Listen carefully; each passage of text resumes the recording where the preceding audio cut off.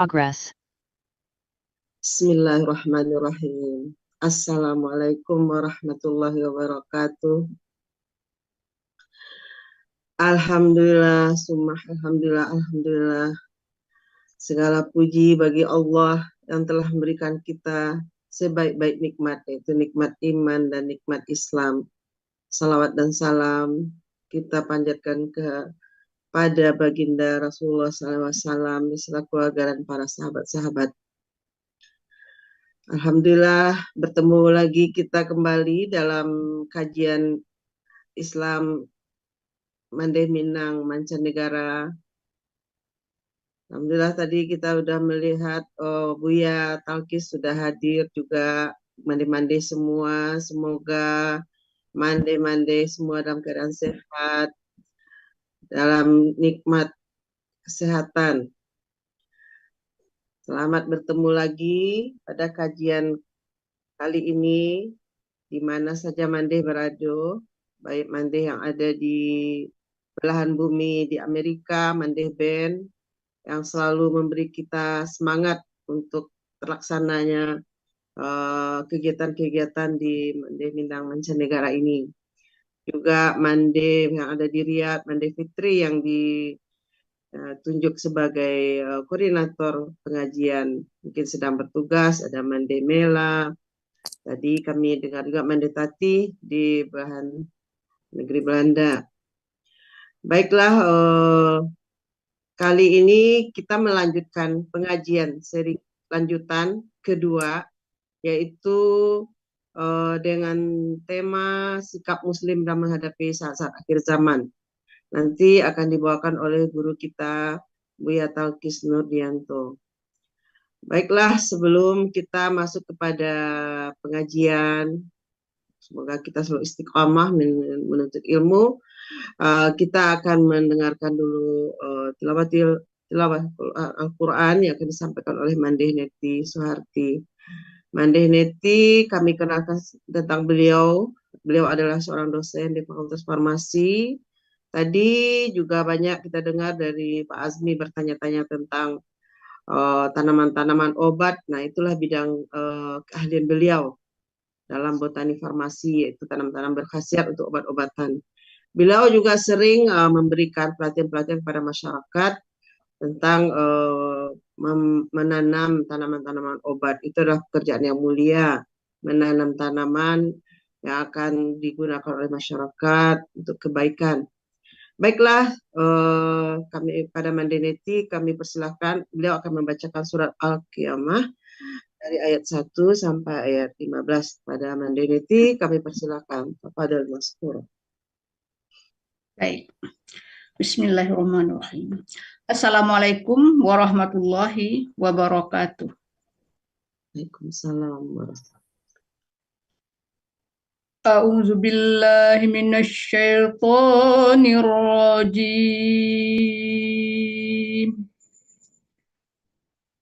Bismillahirrahmanirrahim.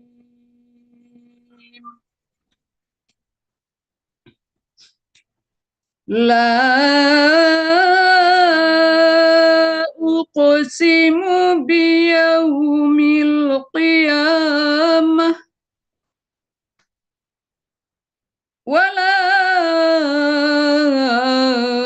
uqsimu bin nafsil lawwamah.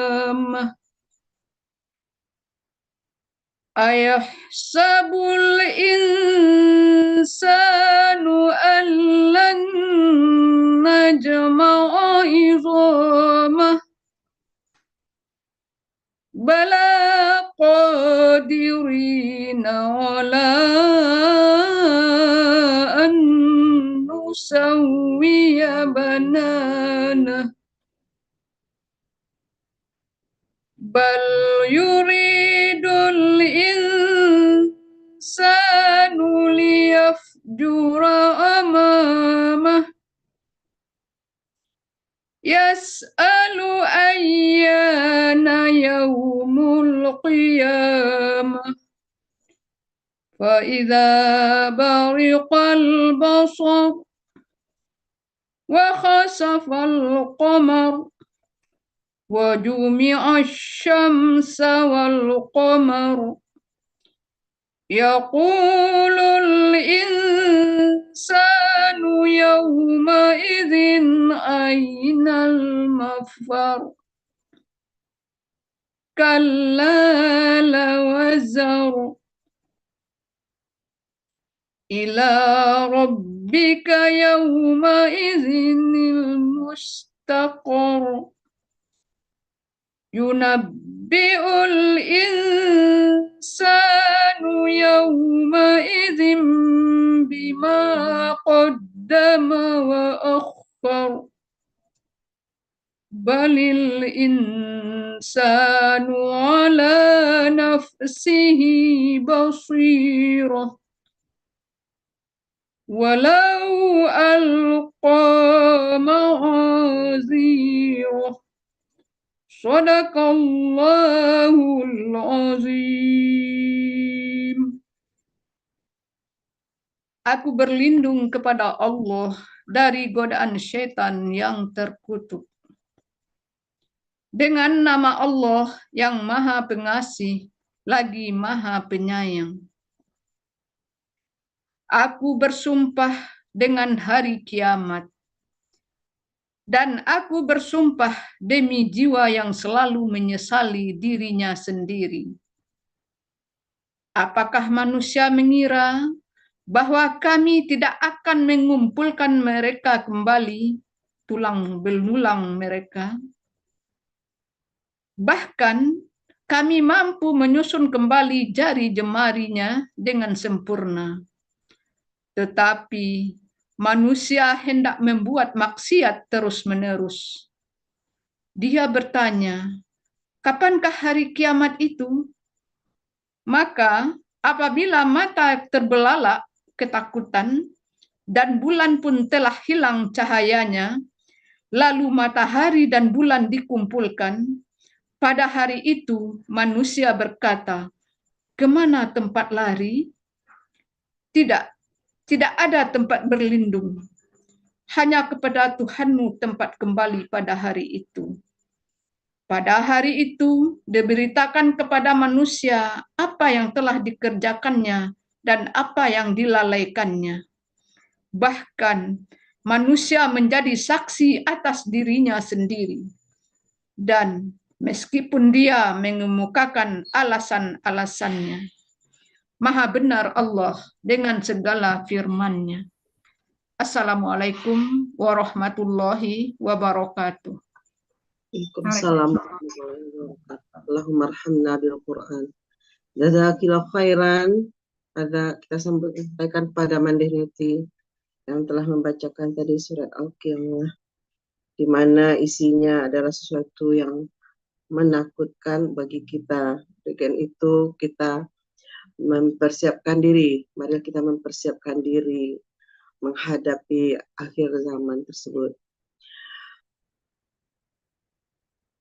Baiklah, kami juga mengucapkan terima kasih pada Mande semua yang telah berkesempatan hadir saat ini. Pada Buya mungkin, Assalamualaikum warahmatullahi wabarakatuh, Buya. Waalaikumsalam warahmatullahi. Alhamdulillah, dah nampak wajah cerah Buya. Alhamdulillah, ketemu lagi kita Buya. Ketemu lagi. Lanjutan kajian yang kedua ini ya Buya. Topik kita dulu masih di topik yang sama, yaitu tentang saat-saat sikap Muslim menghadapi saat-saat akhir zaman. Kalau dulu yang seri pertama, ini kita lanjutkan yang kedua. Sehat Ustadz ya? Alhamdulillah, Mande, sehat-sehat. Alhamdulillah. Baiklah, mandi-mandi semua, sebelum kita masuk ke kajian, mungkin ada mandi yang juga baru hadir saat ini. Sebelum seri pertama dulu, sedikit kami kenalkan tentang Buya. Profil Buya kita, Buya Ustadz Talkis Nodianto, biasa disebut Buya ya Buya. Buya dilahirkan dulu di Kudus, masih muda beliau Buya nih. Ilmu beliau banyak sekali. Beliau mendalami ilmu Al-Quran di Kairo dulu ya Bu ya, dan Al-Quran tentang hadis, kemudian sampai melanjutkan doktor beliau di Malaysia. Beliau juga dikenal sebagai dai dulu aktif juga pada masyarakat yang ada di Hong Kong. Kemudian beliau juga hobi menulis ya Bu ya. Beliau juga banyak menulis buku-buku seperti diantaranya Kamus Al-Arabiyah Baina Yaida. Kemudian Buya juga sering mengaji bersama Mandeben ya Bu ya. Saudara-saudara kita yang di Amerika Guru kami, ya, guru tetap. Jadi menuntut ilmu itu dari mulai ayunan sampai ke ajal menjemput nanti kita menuntut ilmu. Alhamdulillah kita bertemu dengan Buya yang akan membekali kita ilmu yang sangat berguna dalam kita persiapan menunggu masa akhir zaman. Baiklah, kepada Buya tanpa kita memperpanjang waktu, kami silahkan Buya. Sebelumnya kami sampaikan juga nanti kalau boleh pertanyaan kita itu mengenai topik biar banyak ilmu yang kita peroleh dari kajian ini. Juga kepada pendengar radio Gebu Minang. Selanjutnya kami silahkan kepada Buya. Tafadhol Maskura Buya. Terima kasih, Made. Assalamualaikum warahmatullahi wabarakatuh. Waalaikumsalam warahmatullahi wabarakatuh. Alhamdulillahilladzi bi ni'matihi tatimmus shalihat. Asyhadu an la ilaha illallah wahdahu la syarika lah wa asyhadu anna Muhammadan abduhu la nabiyya ba'dah. Allahumma shalli wa sallim ala nabiyyina wa rasulina Muhammad sallallahu alaihi wasallam wa ala alihi wa ashabihi wa man tabi'ahu bi ihsani ila yaumiddin. Qala Allahu azza wa jalla fi kitabihil karim, a'udzu billahi minasyaitonir rajim. Bismillahirrahmanirrahim. Ya ayyuhalladzina amanu taqullaha haqqa tuqatih wa la tamutunna illa wa antum muslimun. Wa qala Rasulullah sallallahu alaihi wasallam, ittaqillaha haitsu ma kunta wa atbi'is sayyi'atal hasanata tamhuha wa khaliqin nasa bi khuluqin hasanin, amma ba'du. Jamaah rahimakumullah, made-made dimanapun berada, baik yang online maupun yang offline. Yang offline ada satu orang di depan, di sebelah saya. Lebihnya adalah online semua. Alhamdulillah, pada kesempatan kali ini kita melanjutkan tolabul ilmi kita, saling belajar, mudarasah, saling belajar, baik and give, antara kita terkait dengan pelajaran penting yang memang harus kita siapkan sejak dini, sejak kita masih berada di dunia ini.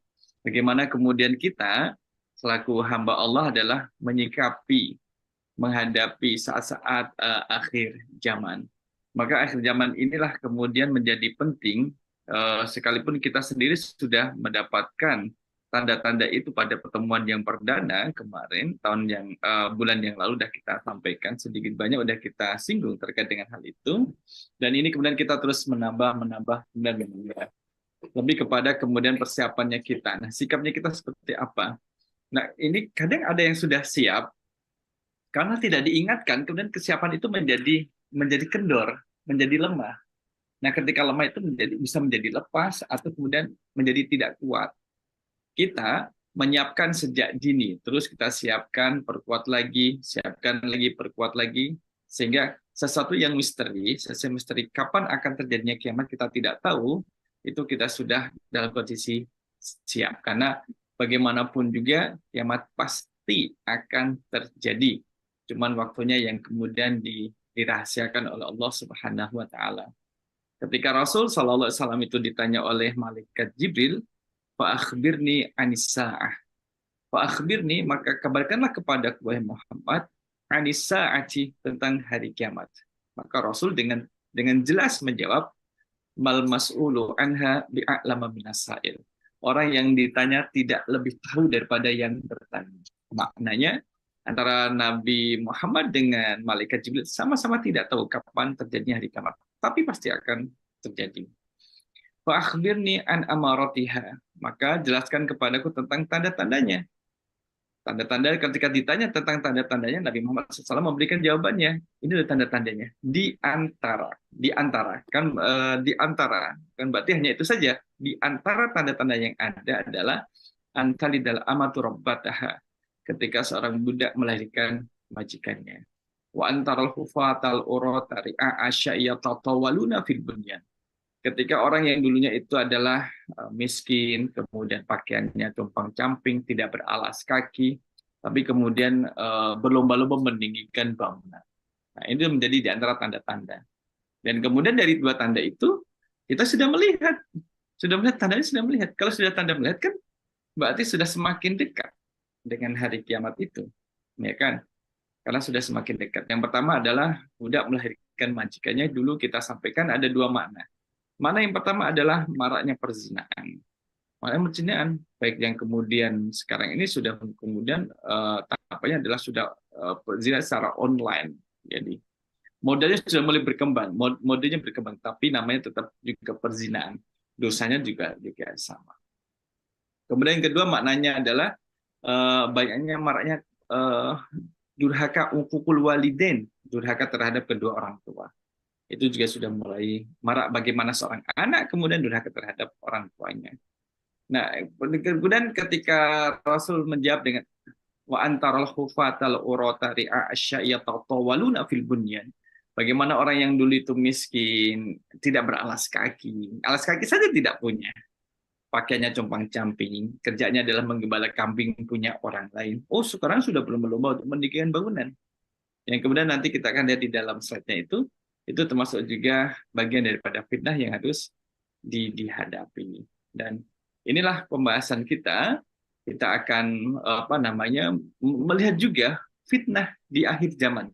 Jadi kita tahu fitnahnya seperti apa yang ada, kemudian bagaimana cara kita menghadapinya. Kan gitu. Kalau misalkan kita sudah bisa mengidentifikasi, maka kita nanti mencari persiapan untuk menghadapinya. Yang Buya sampaikan di sini nantinya adalah beberapa di antara fitnah yang ada.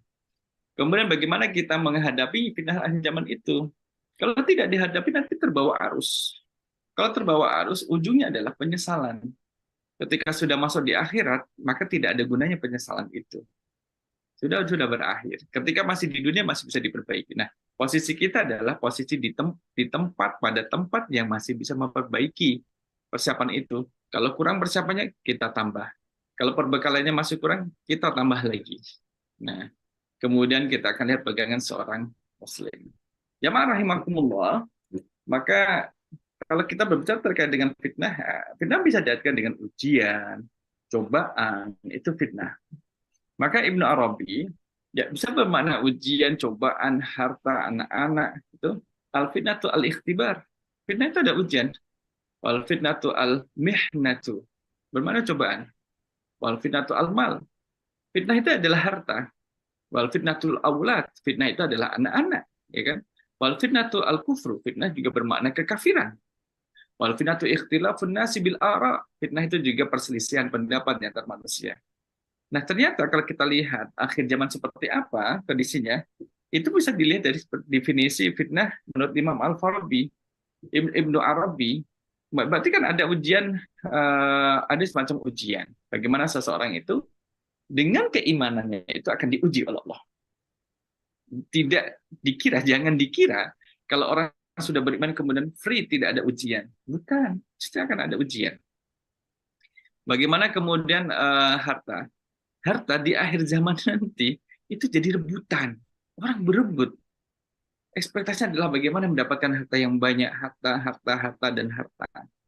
Itu sehingga dengan untuk memperoleh harta ini, fitnah yang terjadi adalah saling membunuh, menjatuhkan, memfitnah. Bahkan dengan saudara pun bisa sampai pada pembunuhan. Karena fitnah harta ini. Bagaimana dengan fitnah anak? Ya, kemudian anak di hadis di atas tadi, bagaimana ukukul walidain, anak durhaka terhadap orang tuanya, itu juga menjadi fenomena akhir zaman. Seolah-olah menurut generasi generasi strawberry yang sekarang ini melihat bahwa kalau sudah berani sama orang tua itu wow gitu, amazing gitu, istimewa. Padahal itu salah. Karena kalau berani sama orang tua itu zong. bukan amazing, tapi zonk. Dia tidak mendapatkan apa-apa. Awal derita itu di saat anak ini berani durhaka terhadap orang tua. Bahkan sampai hanya sekedar membuat nangis pun untuk orang tua itu sudah termasuk durhaka. Gitu. Kemudian fitnah kemudian adalah al-kufru. Nah, di mana kekufuran itu di akhir zaman, orang pagi beriman, malam itu sudah kufur. Orang malamnya beriman, pagi sudah kufur. Saking besarnya fitnah. Sehingga kemudian saking nggak kuatnya. Kan keimanan tadi kita sebutkan, orang yang beriman akan diuji oleh Allah. Ketika tidak kuat diuji, ya larinya menjadi kufur gitu. Karena lawan mukmin adalah kafir. Dan juga fitnah di akhir zaman adalah banyaknya perselisihan pendapat di antara manusia. Ini pendapat saya yang paling benar. Tinggalkan pendapat orang itu misalkan.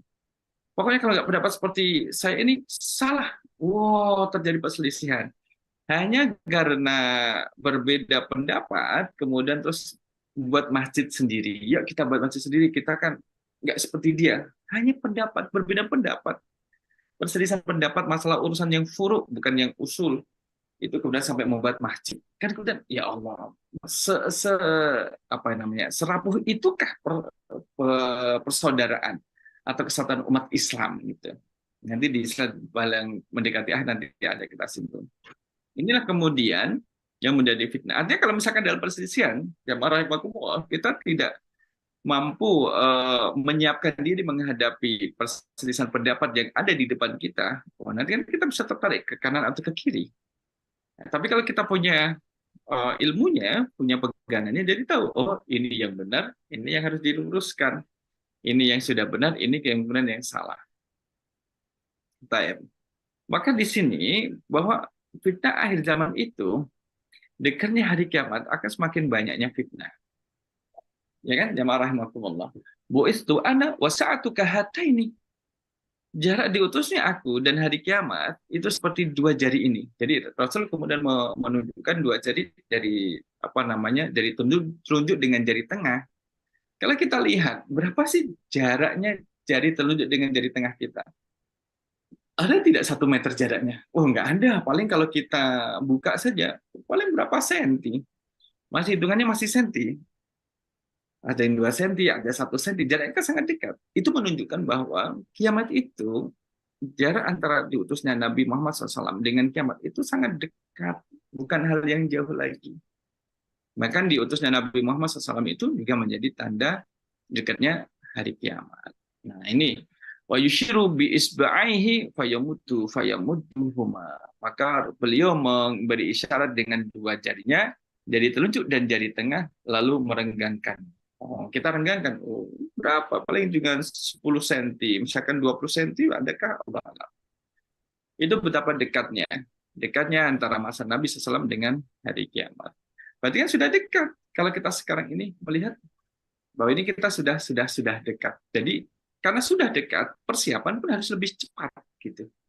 Lebih cepat untuk dipersiapkan sebelum kemudian terlambat untuk menyiapkan itu semua. Gitu. Atau misalkan jangan sampai kemudian menjadi merasa rugi. Sudah saya siapkan benar-benar, ternyata saya meninggal sebelum kiamat. Nggak perlu merasa kecewa. Malah bagus kalau misalkan sudah dipersiapkan jauh-jauh dan kemudian persiapan itu dibawa wafat, dibawa aja sekalian. Gitu. Karena dalam persiapan itu kemudian adanya kan amal-amal ibadah, pahala, dibawa sekalian. Kalau sudah wafat kan dibawa sekalian. Nah itu yang dibawa. Dalam hadis Rasul SAW, yatba'ul mayyita salasun. Ada 3 hal yang mengikuti si mayit. Seseorang meninggal nih, dan dia mau dimakamkan. Itu ada 3 hal yang kemudian akan mengikuti si mayit. Ahluhu, wa maluhu, wa amaluhu. 3 hal ini yang mengikuti si mayit adalah keluarganya, mengikuti ketika akan dimakamkan mayit ini. Yang kedua adalah hartanya, ya kemudian akan dikembalikan. Yang ketiga adalah amal perbuatannya. Yarji'u ithnani wa yabqa ma'ahu wahid. Yang 2 akan kembali pulang. Yang bersama dengan mayit adalah cuma 1. Yang 2 yang kembali pulang adalah harta dan keluarganya. Sedangkan yang akan menemani si mayit adalah amal perbuatannya. Nah ini, jadi Sekalipun seseorang yang meninggal, diwafatkan oleh Allah sebelum hari kiamat pun memerlukan bekal, gitu. Maka ketika bekal itu sudah terbawa wafat oleh pelakunya, maka tantangan atau godaan untuk bekal itu menjadi menguap itu malah menjadi kecil, bahkan tidak ada, karena sudah beralih kepada alam yang berbeda. Nah, dari sini jamaah rahimakumullah, kita lihat fitnah itu menjelaskan posisi seseorang. Orang akan diuji, iya jelas dia akan diuji, akan ada ujian bagi itu. A'udzubillahi minasyaitonirrajim. Walaqad fatanna alladzina min qablihim fala ya'lamannallahu alladzina shadaqu wa la ya'lamannal kadzibin. Surah Al-Ankabut ayat yang ke-30. Dan laqad, sungguh benar-benar, fatanna, kami telah menguji, alladzina min qablihim, orang-orang yang sebelum mereka. Fala ya'lamanna Allahu alladzina shadaqu, maka sesungguhnya Allah mengetahui orang-orang yang benar, wala ya'lamannal kadzibin, dan sesungguhnya dia mengetahui orang-orang yang dusta. Siapa yang benar beriman kepada Allah dan siapa yang dusta dalam beriman kepada Allah, Allah tahu. Dari mana? Dari ujian. Ya kan? Misalkan kalau dalam sekolah kita lihat ada peserta didik atau dalam perkuliahan, kita punya mahasiswa sudah paham, sudah gitu, merasakan sudah paham dengan mata kuliah yang disampaikan. Dan kita tidak tahu pahamnya itu betul-betul paham atau pura-pura paham. Untuk menutupi kekurangannya. Nah, untuk membuktikan itu, kasih soal ujian untuk dijawab. Agar nanti ketahuan, siapa yang jawabnya benar, berarti dia betul paham. Siapa yang tidak benar, berarti dia tidak paham. Ujian itulah untuk membuktikan. Dan untuk membuktikan posisi kita. Pada posisi orang yang beriman, itulah yang paling baik. Semoga kita termasuk di dalamnya. Atau dalam posisi orang yang kufur, itulah seburuk-buruk pilihan. Dan semoga kita dijauhkan darinya. Nah, ini kemudian fitnah itu memposisikan kita apakah menjadi orang yang benar-benar beriman atau orang yang dusta dalam keimanan. Maka ujian itu, ujian akhir zaman akan terus. Jadi kadang kita memikir gini, ujian akhir zaman sebelum kiamat, berarti sebentar ya? Oh, Allahu a'lam, kita tidak tahu. Ujian itu akan, fitnah itu akan berlangsung berapa lama itu Allah a'lam, kita tidak tahu ya. Apakah misalkan 2 hari sebelum kiamat, atau kemudian seminggu sebelum kiamat, atau bahkan sebulan, setahun, Allahu a'lam. Tapi tanda-tanda itu kemudian kita sudah melihat. Sedikit banyak kita sudah melihat tanda-tanda tentang hari kiamat itu. Termasuk ujian ini. Orang yang beriman bukan berarti kemudian bebas dari ujian. Bukan. Dalam surah Al-Ankabut, ayat yang kedua, A'udzubillahi minasyaitonirrajim. Ahasiban nasu ayyutraku ayyaqulu amanna wa hum la yuftanun. Nah, ini kan ada kata tanyanya. Ahasiban nasu, apakah manusia itu mengira ayyutraku, mereka akan dibiarkan begitu saja. Ayyaqulu amanna, untuk mengatakan kami telah beriman loh. Kami ini beriman gitu. Wa hum la yuftanun, sedangkan mereka itu tidak diuji lagi. Nah, pasti akan diuji. Apalagi kalau Al-Ankabut ayat kedua ini dikaitkan dengan Al-Baqarah 155. Itu menunjukkan bahwa kita itu pasti tidak akan diuji oleh Allah. Bahkan sampai menjelang kiamat pun orang diuji oleh Allah. Baik ujian yang mereka inginkan terjadi pada dirinya atau sesuatu yang tidak diinginkan untuk terjadi pada dirinya. Maka Imam Zamakhsyari mengatakan bahwa apakah orang-orang yang mengucapkan 2 kalimat syahadat dengan lisan-lisan mereka dan menampakkan keimanan itu akan dibiarkan Allah tanpa diuji terlebih dahulu? Tidak. Bahkan Allah benar-benar akan menguji mereka dengan berbagai macam ujian sehingga kesabaran mereka tinggi, kaki-kaki mereka kuat, akidah mereka benar, dan niat mereka itu adalah tulus. Agar kelak bisa diketahui siapakah yang ikhlas dan siapa yang tidak ikhlas, siapa yang teguh dan siapa yang lemah. Itu ujian. Maka adanya fitnah akhir zaman itu untuk menunjukkan, Allah itu mau menunjukkan pada hambanya, bukan Allah tidak tahu, tapi Allah Maha tahu, sudah tahu, maka dikasih ujian fitnah. Biar ini loh, orang yang beriman ternyata dikasih ujian seperti ini, lemah, kemudian terus mundur, ternyata malah terseret dalam ujian tersebut. Nah, ini kemudian ujian ini menjadi penting untuk kita ketahui dan kemudian kita siapkan. Ada beberapa fitnah di akhir zaman. Nah, jamaah rahimakumullah, ketika kita melihat bahwa fitnah yang antara lain adalah kerusakan dunia. Kalau kita berbicara terkait dengan kerusakan dunia, oh banyak kerusakannya, kerusakan alam. Misalkan kalau kita lihat dalam surah Al-Baqarah ayat yang ke-30, a'udzubillahi minasyaitonirrajim. Wa idz qala rabbuka lil malaikati inni ja'ilun fil ardi khalifah. Qalu ataj'alu fiha may yufsidu fiha wa yasfiku dima wa nahnu nusabbihu bihamdika wa nuqaddisu lak. Qala inni a'lamu ma la ta'lamun. Pada zaman dulu dunia itu udah rusak. Siapa yang membuat kerusakan? Adalah para jin.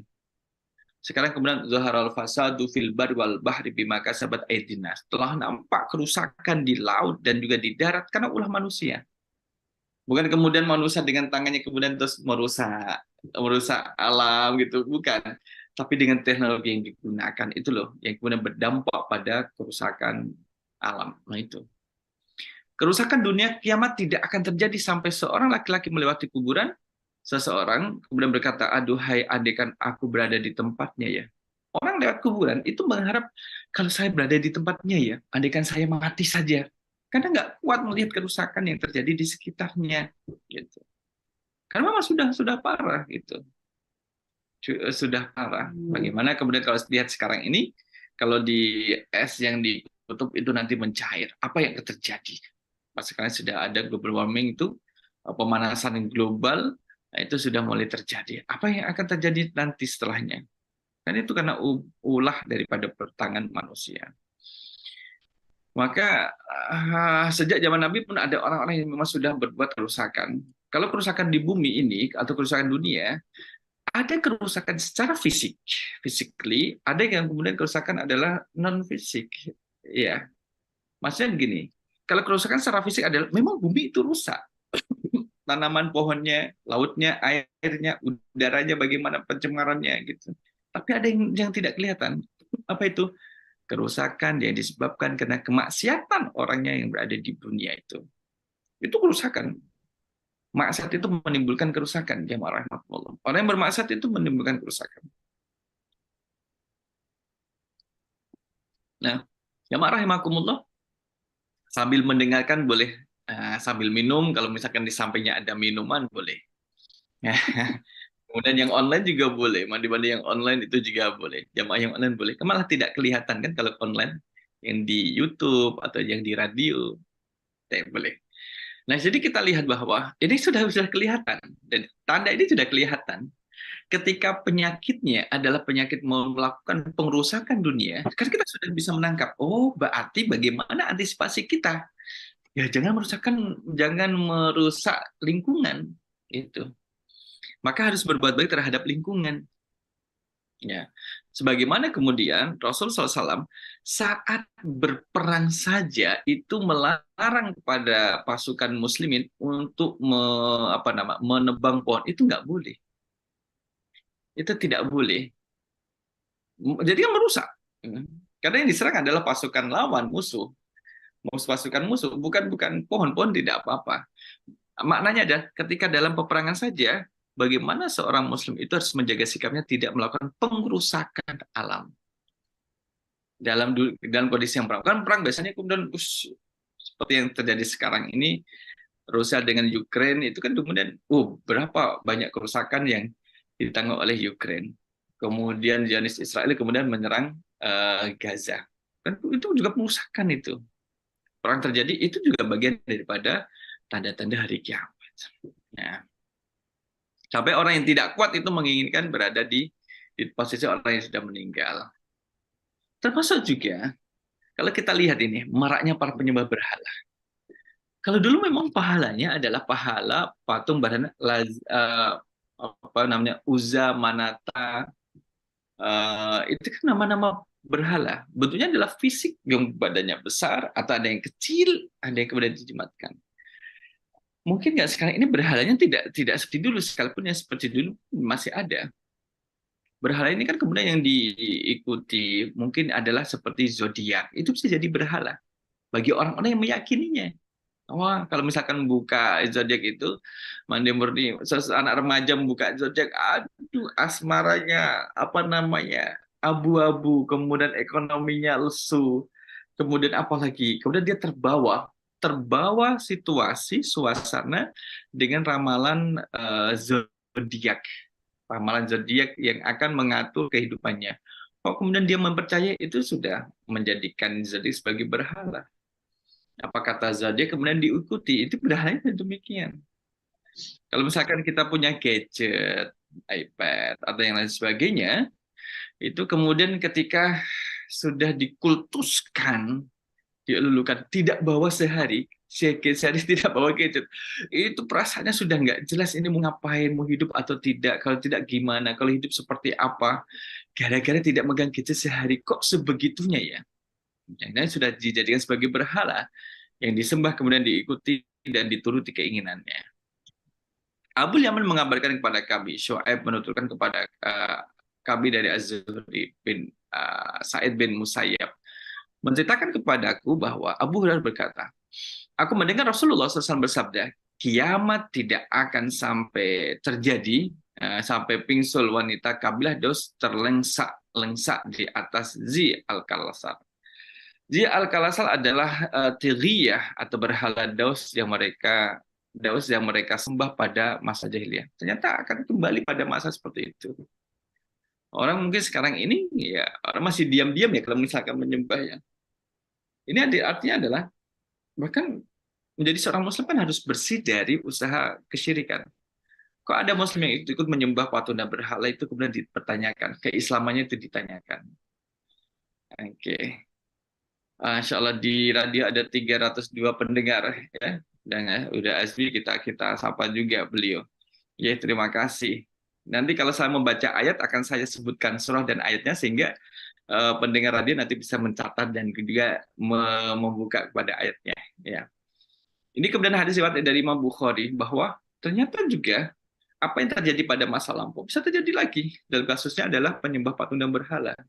Kalau dunia modern, ya masa ada berhala yang berbentuk hologram? Oh, Allahu a'lam, boleh jadi nanti misalkan pahalanya berbentuk hologram. Ya memang kalau seperti di depan gitu, kemudian di situ nggak ada. Tapi kemudian menjadi tunduk terhadap itu. Nah, berhala ini kan menjadi masing-masing. Ada yang kemudian, mohon maaf, apa namanya, berhalanya itu berbentuk pekerjaannya. Oh, jadi kalau dengan pekerjaan itu, wah, dia menjadi totalitas lah kalau dengan pekerjaannya itu.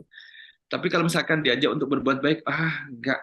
Nah, itu menjadi memberhalakan pekerjaan. Atau misalkan sekarang memberhalakan gadget. Jadi apa kata gadget kemudian dituruti, wah seolah-olah hidup matinya itu pasrah terhadap apa yang ada dalam gadgetnya. Oh, itu kan sudah memberhalakan juga. Takutnya luar biasa itu memberhalakan. Maka Buya kalau misalkan HP tertinggal, santai. Santai, baru HP saja. Kemarin mengajar itu sampai perasaan udah Buya ambil yang di atas meja sudah tidak kelihatan, sudah berarti sudah masuk ke dalam bag, tas. Ternyata ketika di tempat parkir mau ngabari keluarga, nggak ada HP. Tinggal saya tanya, Buya tanya sama mahasiswa, tadi ada nggak HP-nya Buya tertinggal di meja? Ada sih Buya, katanya ada, udah diambil sama mahasiswi dibawa ke pengajaran. Boleh nggak minta tolong diambilkan gitu?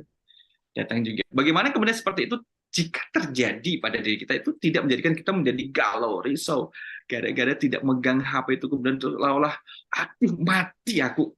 Apa hubungannya mati dengan HP?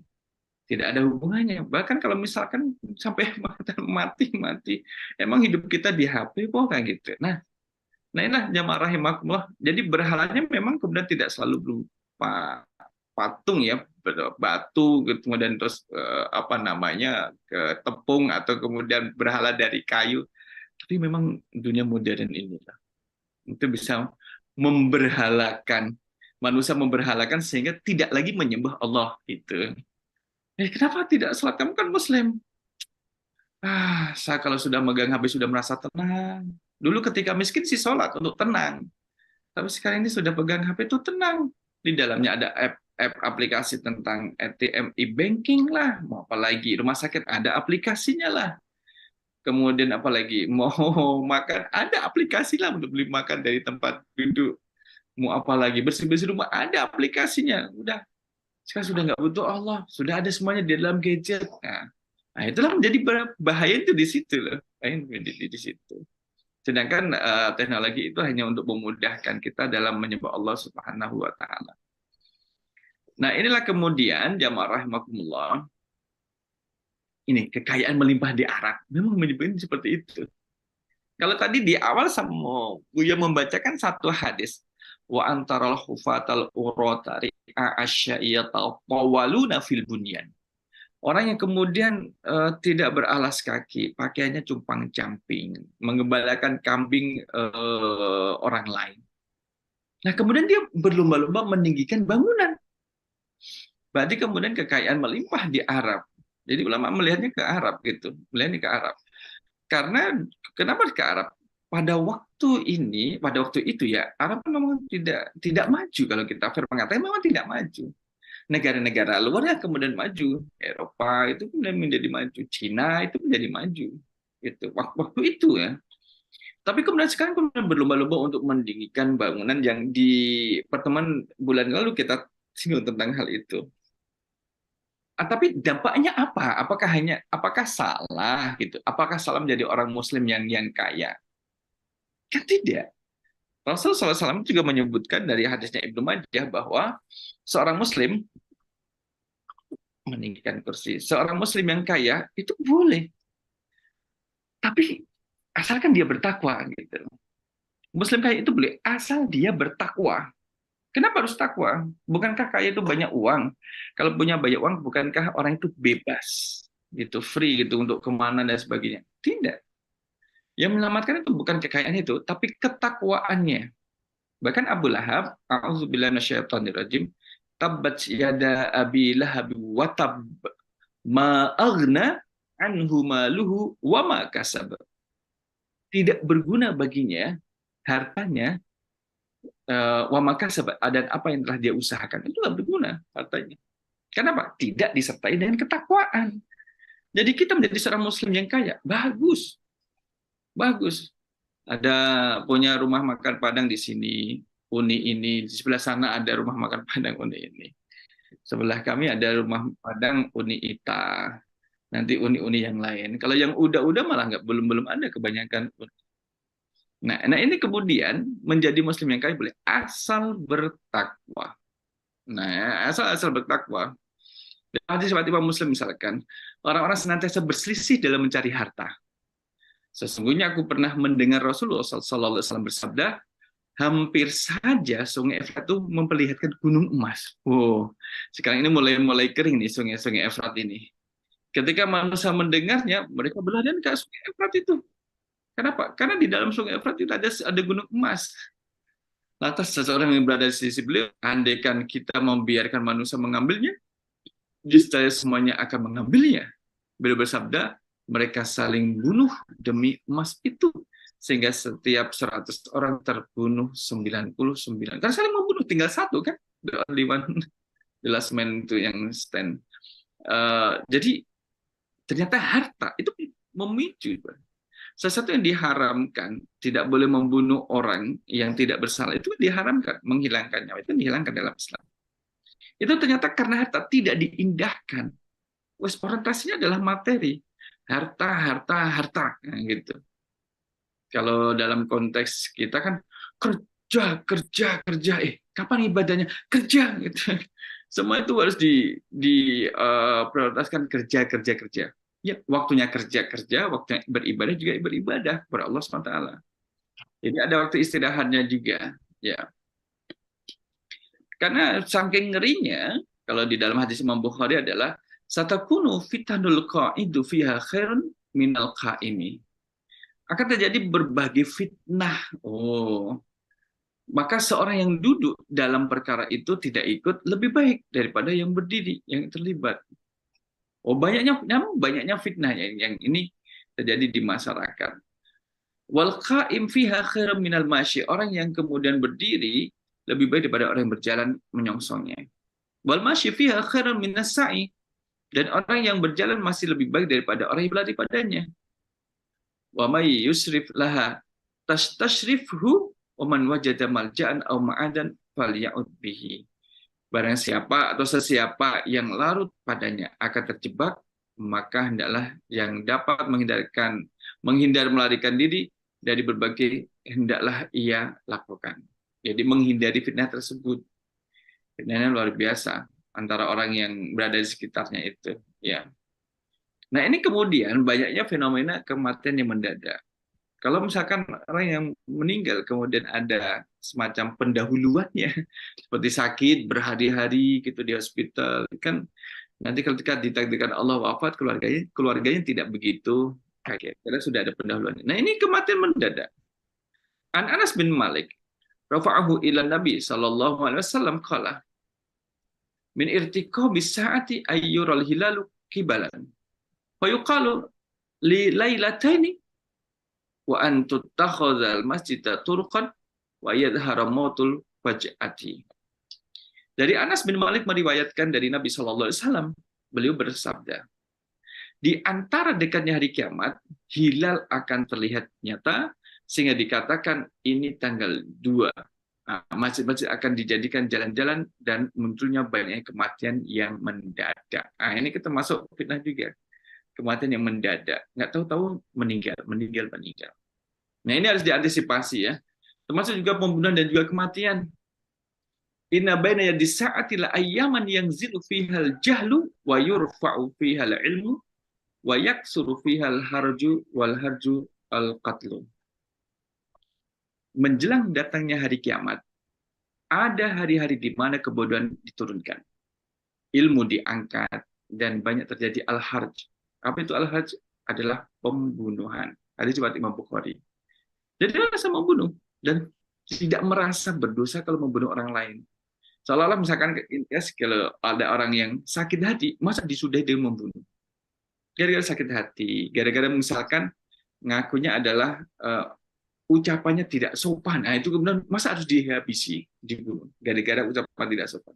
Atau ucapannya menyakitkan, atau karena perkara kecil yang kemudian berakibat pada menghilangkan nyawa. Dan itu menjadi sekarang ini menjadi banyak ya, baik di negara-negara yang demikian. Adanya perang ini juga berdampak pada pembunuhan dan juga kematian. Apalagi kemudian agresi Israel kemudian ke Gaza yang terjadi sampai hari ke-8 hari ini, memasuki hari 9, itu juga akan menimbulkan banyak kematian juga. Nah, ini kemudian kalau kita mengantisipasi bagaimana? Ya, antisipasi bahwa darahnya seorang muslim itu haram, kecuali 3 hal. Kalau muslim melakukan 3 hal ini, baru kemudian nanti dikenakan darahnya dikenakan halal. Orang yang melakukan pembunuhan bersalah, itu kan kemudian dikisos. Kisosnya kan dibunuh. Nah, itu darahnya menjadi halal. Tapi berdasarkan dari keputusan mahkamah. Dan eksekutornya adalah orang yang sudah ditentukan. Tidak bisa kemudian perorangan. Nggak bisa. Tapi orang yang sudah ditentukan. Yang kedua adalah kemudian orang yang kemudian melakukan zina muhson. Dia sudah menikah, kemudian berzina. Dan dia kemudian mengakui perzinahan itu atau dibuktikan dengan alat bukti dan bukti yang diterima di pengadilan. Pengadilan memutuskan ini adalah berzina, maka dihukumi rajam. Rajam itu kan sampai meninggal. Orang dilempari batu sampai meninggal. Dan kemudian juga itu juga berdasarkan keputusan pengadilan. Yang ketiga adalah kemudian orang yang kemudian murtad, keluar dari Islam. Kemudian dihukumi melalui pengadilan, dan kemudian ya seperti itu hadisnya mengatakan bahwa itu adalah darahnya menjadi halal. Tapi bukan dieksekusi oleh perorangan, melainkan berdasarkan putusan pengadilan, dan eksekutornya adalah orang tertentu. Nah, ini kemudian jawab rahimakumullah, ketika Allah berfirman, walakum fil qisasi hayatun. Walakum fil qisasi hayatun. Kalau kita tanya sama Mandi Ben, hayatun itu isim ma'rifat atau isim nakirah? Masih ingat atau tidak? Hayatun. Ada hayatun, ada al-hayatu. Kalau al-hayatu ada alif lamnya itu berarti isim ma'rifat. Kalau hayatun tidak ada alif lamnya itu berarti isim Yes, isim nakirah. nakirah. Kenapa Allah menggunakan isim nakirah bukan isim ma'rifat? Walakum fil qisas hayatun. Pada kisas itu ada kehidupan. Maknanya kehidupan ini adalah sesuatu yang dimuliakan. Allah memuliakan kehidupan itu, maka manusia jangan menganggap kehidupan itu remeh atau tidak bernilai. Akibatnya adalah dengan membunuh orang. Nggak apa-apa membunuh orang, paling cuma di penjara sekian tahun, tapi sudah puas, dia sudah mati. Itu yang salah. Maraknya itu menjadi tanda-tanda dan fitnah akhir zaman. Gitu. Nah, bagaimana mengantisipasinya? Antisipasinya adalah kemudian, karena apalagi kemudian kita yang berada di tanah air, di Indonesia kan negara-negara hukum besar kan pada pihak yang berwenang untuk ditangani dan diselesaikan dengan baik. Gitu. Tidak main hakim sendiri. Nah, sekarang kita masuk pada persiapan menghadapi fitnah akhir zaman. Tadi mukaddimah. Berapa menit nih mukaddimahnya? Sudah 30 menit lebih. Sekarang kita masuk. Buya siapkan 5 hal, tapi nanti dirangkum menjadi satu kesatuan. 5 hal, satu kesatuan. Pertama ada kesiapan ilmu. Dengan ilmu ini kemudian untuk menjaga iman. kemudian persiapan sambut kiamat. Bukan berarti kemudian kita menginginkan dipertemukan dengan kiamat, tidak. Maba'dal kiamat, apa setelah hari kiamat itu. Jadi kalau dipersiapkan kan ada yaumul ba'ats, hari kebangkitan, yaumul hisab, hari perhitungan, yaumul jaza, hari pembalasan. Ada surga, kemudian ada neraka. Nah, kemudian dari menjaga iman ini kita turunkan menjaga amal dan sholat. Khusus dengan sholatnya. Ayo sholatnya. Bermuara dari sholat. Dan gitu. Bermuara dari sholat. Inna sholata tanha anil fahsya'i wal munkar. Kadang kita kan menanyakan pada diri kita sendiri, sebenarnya kita itu sudah sholat gak sih? Gitu. Sudah. Kapan? Lah tadi sudah sholat. Ya kan? Iya ya. Sekarang kita lihat dampaknya mana? Dampak dari sholat itu mana? Impact-nya apa kalau kita sudah sholat? Nah itulah kemudian harus dikontrol. Sholat itu memiliki impact, sebagaimana ibadah yang kita lakukan itu memiliki dampak. Masa kemudian habis sholat kok kemudian korupsi harta orang lain, habis sholat kemudian mengambil hak orang lain. Kan itu dipertanyakan sholatnya, sholat beneran kagak? Yang keempat adalah sabar. Sabar ini kita didikan sendiri, kita asingkan menjadi pembahasan sendiri. Dan yang kelima adalah menjaga ketaatan secara umum overall dari amal ibadah yang ada. Itu jaga ketaatannya apa? Agar tidak menguap, pahalanya itu tidak menguap. Kalau pahalanya menguap, ya dia akan menjadi orang yang rugi. Dulu saya melakukan ini, ya Allah, A, B, C, mana pahalanya? Kamu sudah riya. Kamu kemudian sudah sombong dengan itu, ya sudah menguaplah pahalanya, tidak sampai di akhirat. Mari kita lihat satu persatu. Kalau satu poin ini 1 menit, berarti cukup 5 menit, selesai. Gitu. Kita mulai dari persiapan ilmu. Ini persiapan ilmu terkait dengan hari kiamat. Nah, orang yang kemudian mengetahui bahwa kiamat itu pasti terjadi, maka kesiapan ilmunya adalah apa sih yang perlu kita siapkan? Ingat, mengutip dari surah Ali Imran ayat 133. A'udzubillahi minasyaitonirrajim. Wasari'u ila maghfiratin min rabbikum wa jannatin arduhas samawati wal ardh uiddat lil muttaqin. Wasari'u, dan bersegeralah kamu ya ila maghfiratin, untuk mendapatkan ampunan, min rabbikum, dari Tuhan kalian. Wa jannatin, dan bersegeralah untuk mendapatkan surga. Arduha, yang luasnya, as-samawati wal ardu, seluas langit-langit dan bumi. Uiddat lil muttaqin, yang disediakan untuk orang-orang yang bertakwa.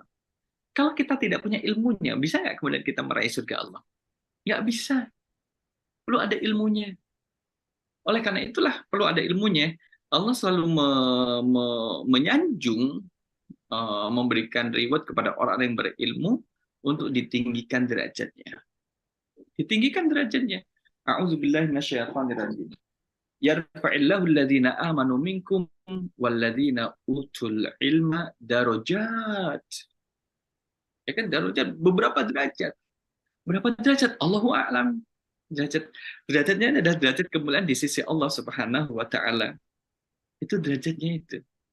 Dan itu harus dengan ilmu. Kalau misalkan saya mau surga, tahu ilmunya enggak? Enggak penting pakai ilmu, yang penting saya mau surga. Enggak bisa. Man salaka tariqan yaltamisu fihi ilman, sahalallahu lahu bihi tariqan ilal jannah. Barang siapa yang meniti jalan untuk mendapatkan ilmu, belajar, maka Allah akan mudahkan baginya jalan meniti surga. Kan gitu. Maka Imam Ghazali dalam kitab Minhajul Abidin ila Jannati Rabbil Alamin, itu tangga-tangga menuju surga Allah, itu beliau tulis yang pertama adalah al-ilmu, dengan ilmu. Bagaimana seorang bisa tobat kalau tidak tahu ilmunya? Kamu sudah tobat? Sudah. Doa apa? Bacanya apa? Ya bilang tobat, tobat, tobat, tobat, tobat. Loh, cuma gitu. Ya katanya suruh tobat, maka saya baca tobat, tobat, tobat, tobat, tobat. Berarti ada ilmunya. Maka yang pertama memang itu adalah ilmu. Jadi ilmu, orang yang beriman kepada Allah dengan ilmu susah untuk digoyangkan atau bahkan dikeluarkan dari keimanan. Tapi kemudian orang yang beriman kepada Allah bukan dari ilmu yang kuat, itu mudah digoyangkan. Baru ada ujian dalam surah Al-Ankabut ayat yang kedua tadi di atas, itu kemudian udah deh saya keluar dari Islam. Kenapa? Kamu baru masuk, 1 hari aja belum ada, 24 jam aja belum ada jadi seorang Muslim. Kenapa kamu mau keluar? Saya nggak jadi kaya. Udah di Islam ternyata nggak kaya-kaya, itu lihat orang-orang Islam yang miskin-miskin. Lihat, kalau mau kaya itu tidak berislam, mau kaya itu harus bekerja. Enggak, saya maunya tuh kaya tapi tidak usah bekerja. Lah itulah. Nah, itu kan ilmunya menjadi pendek, pemahaman jadi pendek, sempit juga seperti itu. Maka kita bisa mendapatkan ampunan Allah dan juga surganya seluas langit dan bumi kalau kita itu memiliki ilmu untuk menggapainya.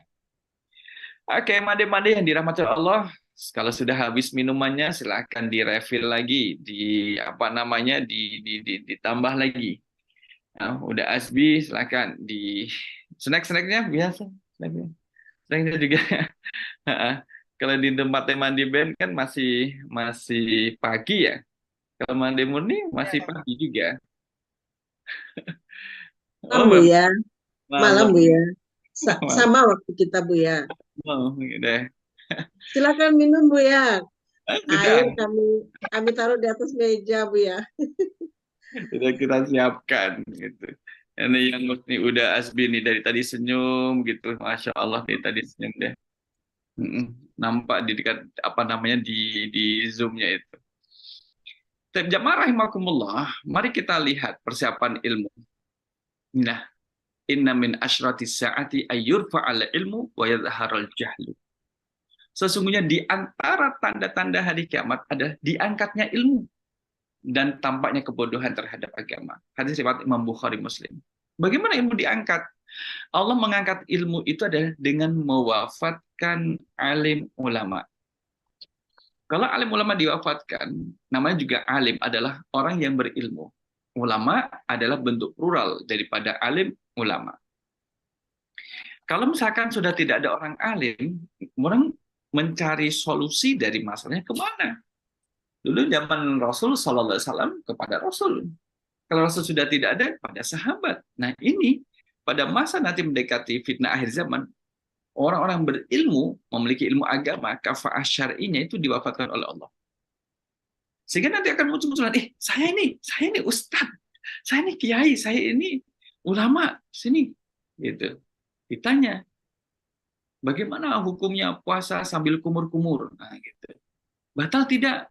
Wah, bingung dia. Puasa kumur-kumur gimana ya? Karena nggak ada ilmunya. Kalau ilmunya kan kemudian, ini maksudnya kumur-kumur dengan apa? Bagaimana kalau orang berpuasa Ramadan di siang hari, dia berkumur-kumur. Tapi dengan kuah gulai kambing muda, wah itu susah itu. Dengan kuah air kambing, gulai kambing muda. Wah, gimana kemudian dia akan menahan? Gitu. Nah, itu kan menjadi yang dijelaskan kepada masyarakat dengan dia menyampaikan. Diangkatnya ilmu ini menjadi tanda. Apa antisipasi kita? Ya, mari kemudian kita bertolabul ilmi, terus belajar. Imam Az-Zarnuji dalam kitab Ta'lim Muta'alim itu menyebutkan ya, usia yang kita miliki tidak mampu mempelajari seluruh ilmu yang ada di sekitar kita atau bahkan di dunia ini. Nggak cukup. Usia kita tidak cukup untuk mempelajari itu semua. Maka apa yang kita pelajari adalah ilmu hal. Ilmu hal itu adalah ilmu keadaan. Jadi kondisi kita seperti apa, kita pelajari. Kalau misalkan orang yang mau melaksanakan ibadah haji, maka ilmu tentang haji itulah yang dipelajari. Orang kemudian ingin puasa Ramadan di bulan Ramadan, maka fikih tentang Ramadan itu yang dipelajari. Itulah yang disebut dengan ilmu keadaan. Orang yang mau berbisnis, pelajari ilmu bisnisnya. Kenapa? Agar bisa terhindar, terjaga dari transaksi ribawi. Nah, itu akan menghancurkan bisnis. Nah, itu kan menjadi ilmunya di situ. Ya, itu adalah ilmu hal, ilmu keadaan, sesuai dengan keadaan kita bagaimana. Yang ingin kemudian mempelajari kitab gundul, Arab gundul, kemudian mempelajari ilmunya, kayak membaca kitab gundul. Kemudian juga, perlunya ada yang mendalami ilmu. Seharusnya memang ada yang perlu mendalami ilmu. Bukan berarti kemudian, kalau misalkan yuk kita campaign, kampanye kemudian agar orang-orang pada belajar sehingga nanti bisa memundurkan hari kiamat. Tidak bisa. Kalau mendekati hari kiamat kemudian banyak orang-orang yang tidak berilmu, yang tidak kapabel kemudian pada muncul sebagai agama, maka itu akan merusak persiapan manusia menghadapi hari akhir ini. Maka wa makanal mu'minuna liyanfiru kaffah falaula nafara min kulli firqatin minhum ta'ifatul liyatafaqahu fid-din wa liyunziru qaumahum idza raja'u ilaihim la'allahum yahzarun. Mengapa tidak pergi dari tiap-tiap golongan di antara mereka beberapa orang yang memperdalam pengetahuan mereka tentang agama dan untuk memberikan peringatan kepada kaumnya apabila mereka telah kembali kepadanya, supaya mereka itu dapat menjaga dirinya. Nah, ini surah Al-Taubah ayat yang ke-122. Nah, di dalam surah ini kemudian, kalau kita lihat sekarang ini, yang ikut dalam kajian kita ini kan kemudian perwakilan-perwakilan dari keluarga. Ada satu mande-mande, sedangkan yang anggota keluarganya nanti istirahat atau ikut kegiatan yang lainnya, atau memiliki kegiatan sendiri. Tapi memang seperti itu. Ada sebagian kita yang harus kemudian mempelajari ilmu agama. Sebagian ada yang berperang gitu. Tidak semuanya kemudian harus ikut berperang, semuanya tidak. Tapi ada yang mendalami ilmu agama. Nah, ini menjadi penting. Nanti di saat mendekati hari akhir, karena ilmu itu ulama sudah diangkat oleh Allah, sehingga ya kemudian tidak menjadi ramai lagi orang-orang yang memiliki spirit semangat untuk belajar. Maka dengan ilmu menjaga keimanan itu untuk menjauhi kesyirikan. Menjauhi kesyirikan. Orang tua harus memesankan kepada putra-putrinya terkait juga dengan hal ini. Terkait dengan keimanan. Ini menjadi penting. Sudah sejauh mana atau setebal apakah keimanan kita misalkan? Atau sudah sejauh mana tingkat pemahaman putra-putri kita tentang keimanan kepada Allah, gitu. Sehingga nanti kalau ada putra-putri kita ada masalah, dia kembali kepada Allah Subhanahu Wa Taala. Bunda, minum. Lagi order minuman. Maaf, ya. Harusnya kami Kan ada asistennya. Bersyukur ada jemaah offline ya Ustadz. Ada jemaah offline satu yang siap mensuplai. Tapi satu yang tidak bisa digantikan menjadi pembicara. Inilah kemudian menjadi tuntunan kita ya. Ayo kita jaga keimanan. Kalau dibilang jaga iman itu susah-susah gampang ya. Ya itulah susah-susah gampang menjaga keimanan. Ada yang kemudian sudah dijaga keimanannya, tahu-tahu dia kemudian terus lepas, keluar dari keimanan. Kenapa? Saya perlu uang, saya perlu bantuan. Jadi saya untuk bisa mengakses bantuan dan donasi itu saya harus ikut ke keyakinan mereka. Itu kan artinya akan lepas. Inilah pentingnya menjaga keimanan. Mahal, iman itu mahal. Dia tidak bisa diwariskan. Iman itu tidak bisa diwariskan. Tidak otomatis, ya tidak otomatis ya kalau misalkan orang tuanya mukmin, kemudian anaknya beriman, nggak otomatis. Siapa yang tidak kenal dengan Nabi Nuh alaihissalam? Siapa yang tidak kenal dengan putranya adalah Kan'an, yang kemudian tidak beriman, tidak beriman. Istrinya tidak beriman. Nabi Lot istrinya tidak beriman. Padahal suaminya Nabi, ya itu. Tapi kemudian bagaimana kemudian kita melihat dengan Masitoh? Masitoh adalah istri daripada Fir'aun. Itu beriman dengan ajaran Nabi Musa alaihissalam. Itu Masitoh. Siapa suaminya? Fir'aun. Kita tahu bagaimana Fir'aun. Tapi kalau dia beriman, nah itulah. Yang kemudian memang iman itu berasal dalam genggaman Allah. Namanya hidayah, itu datangnya dari Allah SWT. Sampai Nabi Muhammad SAW itu diingatkan oleh Allah, innaka la tahdi man ahbabta walakinallah yahdi may yasha. Engkau tidak bisa memberi hidayah kepada siapapun yang kau hendaki, karena Allah yang akan memberikan hidayah kepada orang tersebut. Nah ini jamaah rahimahullah. Ini pentingnya adalah keimanan itu. Kita harus kuat menjaga iman. Ini persiapan paling penting menghadapi fitnah akhir zaman, bahkan kiamat adalah memang keimanan dengan seluk-beluknya. Alladzina amanu wa lam yalbisu imanahum bidzulmin ulaika lahumul amnu wa hum muhtadun. Surah Al-An'am ayat yang ke-83. Orang-orang yang beriman tidak akan mencampur adukkan iman mereka dengan kezaliman, dengan syirik. Nggak ada itu. Mengatakan orang yang musyrik, saya ini Buya musyrik Islami. Lah kok bisa musyrik Islami? Ya ketika sedang nyembah-nyembah gitu saya pakai sarung ya Buya. Enggak ada hubungannya memang kalau pakai sarung terus kemudian menjadi Islami. Enggak juga. Tapi kan Buya ketika sebelum menyembah selain Allah kan saya baca Al-Fatihah, baca Bismillah. Enggak bisa dicampur adukan gitu. Ini yang kemudian tidak bisa campur adukan. Ada orang kemudian percaya dengan benda jimatnya itu yang disakralkan itu, tetapi dia masih salat. Maka selama dia masih percaya dan melakukan kesyirikan, selama itulah salat dia menjadi gugur. Keimanan dia pun menjadi rusak. Nggak bisa kalau pondasi bangunan itu sudah rusak, seperti iman itu menjadi pondasi, bagaimana kemudian bisa didirikan batu bata di atasnya untuk membentuk dinding dan juga dikasih atap? Nggak bisa. Pondasinya saja sudah rapuh, kemudian dan juga sudah rusak. Nah inilah tidak bisa mencampur adukan iman dengan kezaliman atau dengan syirik itu sendiri. Mereka itulah orang yang mendapatkan keamanan dan mereka itulah orang-orang yang mendapatkan petunjuk. Nah inilah jamaah rahimakumullah. Kita masih pada bekal yang pertama ya. Ini memang iman menjadi pegangan kuat. Dan iman itu kan menjadi kuat ketika ditopang dengan pemahaman Al-Quran dan Sunnah. Gitu.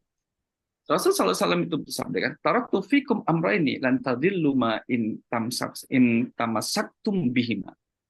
Aku tinggalkan kepadamu dua perkara. Jika kamu berpegang dengannya, tidak akan tersesat selama kamu berpegang dengan keduanya. Kitabullahi wa sunnati. Pertama adalah kitabullah, Al-Quran, wa sunnati dan sunnahku, Nabi Muhammad. Itu adalah hadis. Wala yatafarraqu hatta yarida alayya la khawda. Dan keduanya tidak akan terpisah sampai mendatangi telagaku. Jadi kalau ingin datang ke telaganya Rasul SAW, maka jadikanlah Al-Quran dan sunnahnya, hadis ini menjadi pegangan dalam kehidupan di dunia ini. Nah, pertanyaan simpel sebenarnya. Berapa hadis yang sudah kita hafal? Kalau Al-Quran insya Allah jawabannya hampir mirip. Berapa hadis yang sudah kita hafal? Sudah hadis arba'in yang berjumlah 42 sudahkah kita hafal? At least kemudian kita membacanya. Sudah kita baca belum sampai selesai? Nanti naik kepada hadis Riyadhus Shalihin, atau kemudian hadis yang Sunan dan juga kitab Bukhari Muslim. Kan ini jadi pegangan. Ini harus kita siapkan di sini. Jangan-jangan ada seseorang yang kemudian mengatakan, wah ini salah. Ternyata dia mengatakan itu tanpa ilmu. Hadisnya tidak melarang demikian. Nah, itulah yang menjadi salah itu. Wow, panas. Buya punya pengalaman datang ke rumah makan Padang, bawa tamu dari Sudan. Di Jogja. Beli teh. Dia bilang teh panas. Tamunya bilang, apa ini? Ini bukan teh itu. Terus dokter maunya apa? Maunya teh jahanam, syai jahanam. Wih, kita mikir apa itu syai jahanam? Bagaimana? Masa kita harus pergi ke neraka jahanam untuk ngambil, untuk rebus airnya sih? Enggak. Ternyata syai jahanam itu adalah air direbus, mendidih, tapi jangan dimatiin. Dimatiin, dibiarkan, nunggu berapa, 2 menit, semenit, 2 menit, sampai mendidih. Lepas itu diambil airnya, tuangkan ke dalam gelas yang ada tehnya tadi, kasih kepada tamu yang dari Sudan. Nih, ada wasyai jahanam. Inilah namanya teh jahanam seperti ini. Gitu. Jadi panas banget. Nah, ini harus kuat menghadapi ujian. Karena tadi kita kaitkan dengan keimanan, bekalnya adalah bekal keimanan, maka harus kuat menghadapi ujian. Bagaimana yang kemudian kita sebutkan di atas, surat Al-Ankabut ayat 30, A'udzubillahi minasyaitonirrajim, walaqad fatanna alladzina min qablihim fala ya'lamanna Allahu alladzina shadaqu wala ya'lamanna al-kadhibin. Dan sesungguhnya kami telah menguji orang-orang sebelum mereka. Maka sesungguhnya Allah mengetahui orang-orang yang benar dan sesungguhnya Dia mengetahui orang-orang yang dusta. Jamaah rahimakumullah. Rasul menyebutkan dalam hadisnya, kana man qablakum. Di saat sahabat berada di Makkah, diintimidasi, dikriminalisasi oleh orang-orang kafir Quraisy, itu kan kemudian tidak kuat. Setelah manusia tertekan, ya Allah, maka kini nggak ada solusinya. Bagaimana pertolongan? Kapan pertolonganmu ya Allah? Gitu. Sampai kemudian mengadu pada Rasul, doakan kepada Allah ya Rasul agar kami selesai menghadapi ujian ini lantaran kami beriman Rasul. Gitu.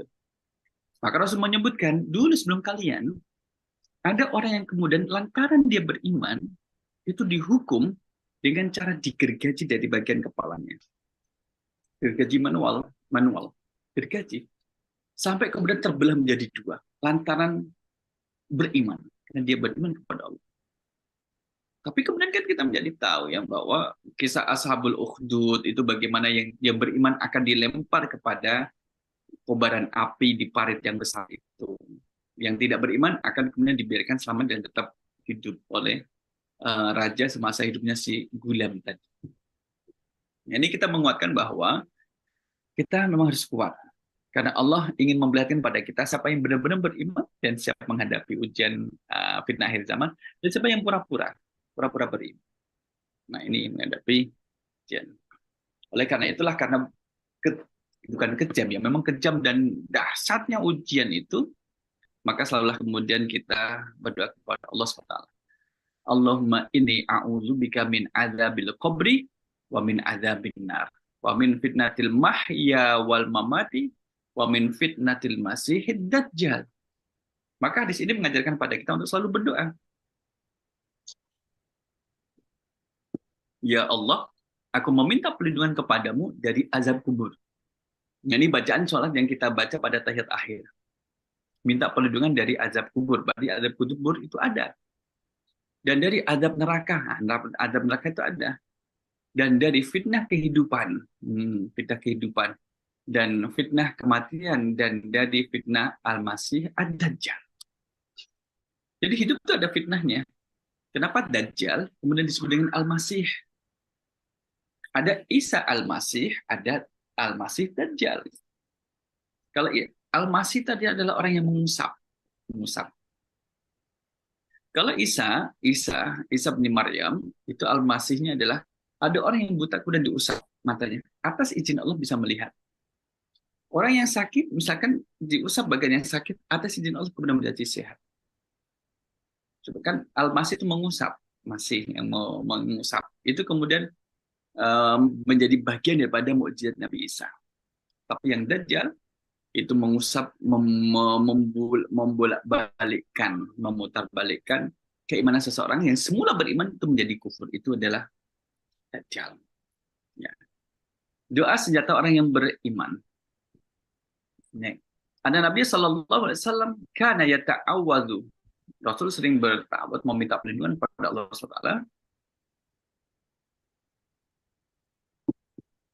yang berbunyi, Allahumma inni a'udzubika min fitnatin nari wa min adzabin nar wa a'udzubika min fitnatil qabri wa a'udzubika min adzabil qabri wa a'udzubika min fitnatil ghina wa a'udzubika min fitnatil faqri Wa a'udzubika min fitnatil masihid dajjal.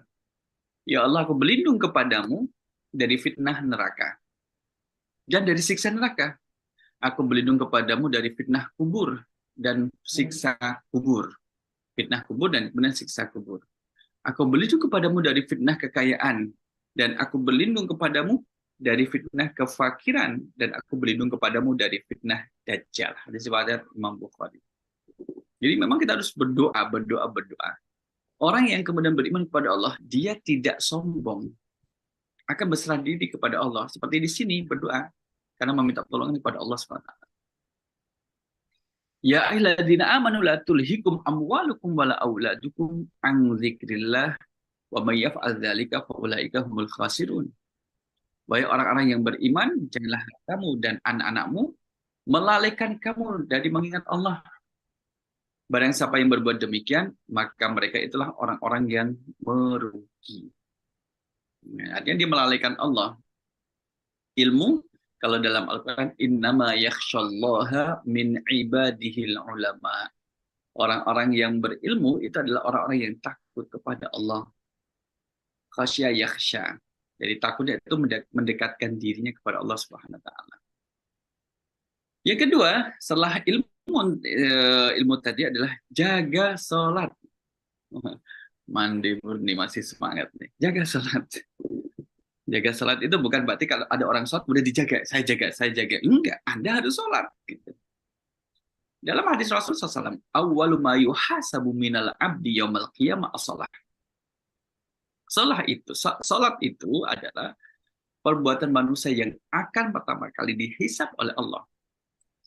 Idza saluhatis sholatu, kalau sholatnya itu adalah baik, terlaksana dengan baik 5 waktu dan kemudian ditambah dengan sunnahnya, saluha sairu amalihi, perbuatan setelahnya akan menjadi baik. Wa idza fasadatis sholatu, kalau sholatnya itu rusak, fasada sairu amalihi, amalannya ini pun akan menjadi rusak. Datanya ke masjid bukan untuk sholat tapi untuk mengambil barang orang lain. Kadang-kadang memang sholatnya rusak, jadi belakang jadi rusak. Maka jamaah rahimakumullah, kalau kita mau memperbaiki, menurut orang tua adalah anak ini perlu diperbaiki akhlaknya, permulailah dari memperbaiki sholatnya. Itu menjadi penting. Sama juga memperbaiki mahasiswa. Tanya saja siapa yang sudah sholat subuh, siapa yang belum. Ini adalah menjaga sholat. Subhanallahi madza unzila lailata minal fitnati madza unzila minal khazaini mayyuqidu sawahibal hujurati ya rubba kasiyatin fid dunya ariyatin fil akhirah. Subhanallah, maha suci Allah. Fitnah apakah yang diturunkan pada malam ini? Dan apa yang diturunkan pada dua perbendaharaan kekayaan Romawi dan Persia? Siapa yang membangunkan orang-orang yang ada di kamar-kamar pasangan dan istrinya? Karena betapa banyak orang yang hidup menikmati nikmat-nikmat dari Allah di dunia ini, namun akan telanjang nanti ketika di akhirat. Nah, ini kemudian menjadi ancaman ketika tidak mengindahkan, tidak akan salah. Yang ketiga dan berikutnya adalah sabar. Ternyata bekal kita menghadapi fitnah akhir zaman itu adalah dengan sabar. Sabar itu kemudian tidak diartikan dengan berdiam diri. Bukan. Sabar itu malah bukan berdiam diri, tapi kemudian menahan hati, lisan, anggota badan dari segala bentuk perbuatan yang dilarang oleh Allah. Kan ada 3 tipe ya. Orang sabar itu ketika diuji oleh Allah harus sabar. Sabar Bu, ya sabar. Kemudian yang kedua adalah sabar ketika menjauhi kemaksiatan. Menjauhi maksiatan perlu kesabaran, bukan malah ikut-ikutan. Kemudian yang ketiga adalah sabar di saat mendapatkan ujian atau cobaan. Jadi sabar menjauhi maksiat, melaksanakan maksiat, atau kemudian di saat diuji dan dicoba oleh Allah SWT. Ini yang kemudian dikencangkan terkait dengan kesabaran, ya kan? Maka Ibnu Qayyim Al-Jauziyah menjelaskan tidak ada obat bagi fitnah kecuali adalah sabar. Orang yang suka fitnah itu harus sabar. Fa inna min waraikum ayyamas sabri as-sabru fihi mislu qabdin 'alal jamari lil 'amili fihi mislu ajri 50 rajulan ya'maluna misla 'amalihi. Qala ya Rasulullah ajru 50 minhum? Qala ajru 50 minkum. Sesungguhnya setelah kalian akan datang hari-hari kesabaran, orang yang sabar pada hari itu berbagikan orang yang menggenggam bara, orang yang beramal tatkala itu memperoleh pahala dari 50 orang yang berasal dari amalannya. Berarti terlibat gandakan. Ya, terlibat gandakan di sini. Nah, ini jamaah rahimahumullah. Yang sebelum akhir adalah menjaga ketaatan. Menjaga ketaatan. Ketaatan harus dijaga. Kalau nggak dijaga nanti menjadi lumpuh. Lumpuh maknanya adalah dia tidak lagi dalam keadaan taat. Sebagaimana bulan yang lalu kita sebutkan bahwa ketika kata-kata iman itu dalam Al-Quran diikuti dengan kurang lebih 60 kali. Alladzina amanu wa amilus shalihat. Keterangan orang yang beramal soleh. Nah, menjaga ketaatan ini, itu kan harus dengan ilmu juga. Dengan ilmu. Sabar iya, juga sabar. Maka jatuhnya pada ketaatan. Badiru bil a'mali fitanan kakita'il lailil muslim. Bersegeralah beramal sebelum muncul fitnah yang datang bagikan potongan-potongan malam yang gelap. Kalau misalkan di siang hari banyak beramal, karena nanti ketika di malam hari sudah menjadi susah, ya kan? Ini beramal sebelum muncul fitnah yang datang bagikan potongan-potongan malam yang gelap, silih berganti gitu. Seseorang di pagi harinya beriman dan di sore harinya telah menjadi kafir. Oh, ini bahaya. Berarti ketaatan yang telah dia lakukan itu menjadi tidak terjaga, menguap. Kemudian dilanjutkan lagi. Atau sorenya masih beriman dan pagi harinya sudah menjadi kafir. Menjual agamanya dengan kemerlapan dunia. Itu yang kemudian itu menjadi orientasinya. Jadi kalau orang orientasi hidupnya masih dunia, susah untuk menjaga ketaatan kepada Allah SWT.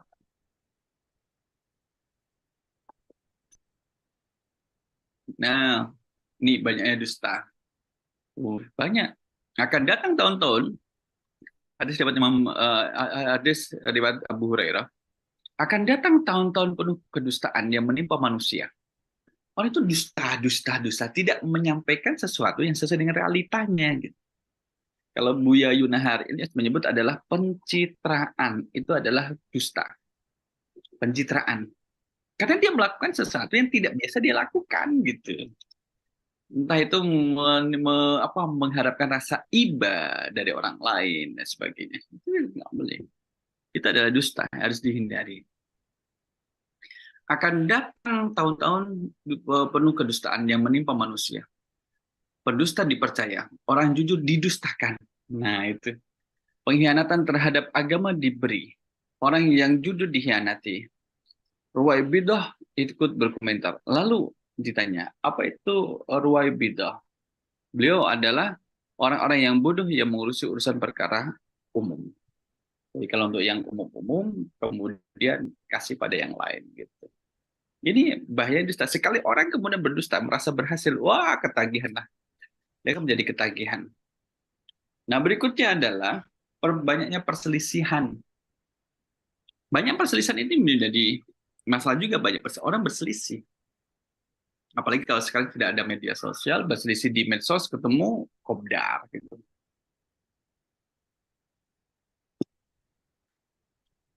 Ini dalam hadis riwayat Imam Ibnu Majah.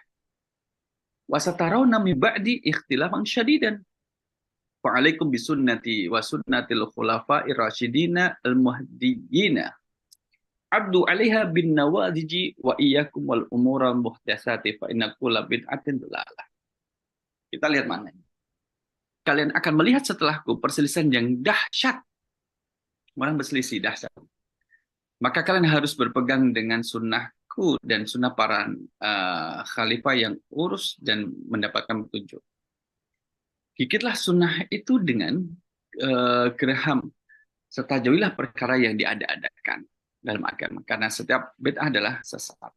Nah ini kemudian kita mengambil pelajaran bahwa pentingnya berpegang terhadap Al-Quran dan juga sunnah itu. Untuk apa? Menghindari perselisihan. Karena orang berselisih kan bukan masalah substansi kan, hanya untuk menunjukkan kewibawaan. Kamu bisa apa gitu? Ini saya lulusan S4. S4 kebanyakan kalau S4-nya. Kemudian menunjukkan kewibawaannya agar dia bisa mampu berselisih dengan lainnya. Nah, ini juga menjadi persiapan kita, belum masuk di dalam 5 di atas tadi, menjaga kesatuan dan kesatuan muslimin. Jadi meskipun banyak fitnah, tapi kaum muslimin bagaimana ini tetap satu ini. Kalau di kita di Indonesia kan susah ya, belum bersatu gitu. Ini yang hadisnya tadi, menjaga kesatuan karena banyaknya yang memilih untuk jalur berbeda dengan kaum muslimin. Ini bersama jamaah muslimin. Jamaah adalah orang-orang muslim. Ya sama-sama orang muslim. Talzamu jama'atul muslimina wa imamahum qultu fa illam yakun lahum jama'atun wala imam. Qala fa'tazilu tilkal firqa kullaha walau anta adda bi asli syajaratin hatta yudrikal mautu wa anta ala dzalik. Kamu tetap bersama jamaah kaum muslimin dan imam mereka. Huzaifah bertanya, jika mereka tidak memiliki jamaah atau imam bagaimana Rasul? Jauhilah mereka, jauhilah semua firqah golongan itu. Meskipun kamu harus menggigit akar pohon sampai maut menjemputmu dan kamu berada di atasnya. Ini menjaga persatuan, komitmen, ya kan, harus dijaga kesatuan umat Islam. Nah, umat Islam kalau misalkan sendiri terpecah belah dan sebagainya, bagaimana bisa menjadi kuat? Ini sebenarnya mau akhir ini. Terakhir adalah meninggal dalam keadaan husnul khatimah. Isnatani yakrahuhuma ibnu Adam al-mautu wal mautu khairul lil mu'min minal fitnati wa yakrahul qillatal mali wa qillatil mali aqallu lil hisabi. Dua orang yang dibenci oleh manusia adalah kematian, padahal kematian itu lebih baik dari orang mukmin daripada fitnah dan benci sedikitnya pada harta, pada sedikitnya harta itu lebih ringan untuk dihisab. Jadi kalau punya harta di atas tadi kita sebutkan menjadi seorang muslim itu harus kaya, tapi kemudian bertakwa.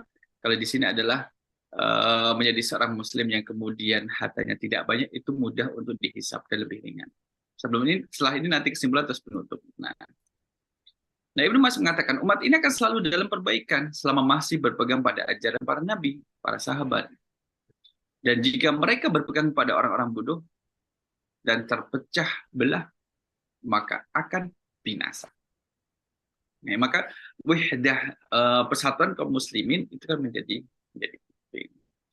Kesimpulan. Nah, inilah mandi-mandi yang dirahmati Allah SWT. Kesimpulan. Pertama adalah jaga iman. Kapanpun dan dimanapun berada. Mandi-mandi yang punya suami namanya Iman, jaga dia sebagaimana mandi menjaga imannya. Gitu. Pak Iman. Yang kedua, ketakwaan tidak terikat pada tempat dan waktu. Ya kan, tidak terikat pada tempat dan waktu. Kapanpun dimanapun dia harus takwa dong. Gitu. Mau di masjid atau di jalan tetap takwa. Ketiga, amal soleh bagikan dari pembuktian keimanan. Bukti orang beriman beramal soleh. Iya, beramal soleh. Kalau nggak beramal soleh, bagaimana mau dikatakan sebagai seorang mukmin? Amal soleh bagian dari pembuktian keimanan. Yang keempat, menjaga amal soleh agar tidak menguap karena sombong atau ria. Menguap itu kemudian tidak diterima oleh Allah karena dia sombong atau ria.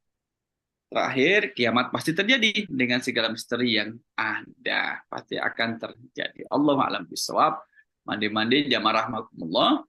Maka inilah kemudian hal penting yang perlu kita siapkan pada diri kita sebelum nanti dibagikan oleh Allah SWT di hari akhir. Kan mumpung kita masih berada di dunia, perbaiki amal kita, baru nanti melihat panen hasilnya itu nanti ketika sudah di akhirat.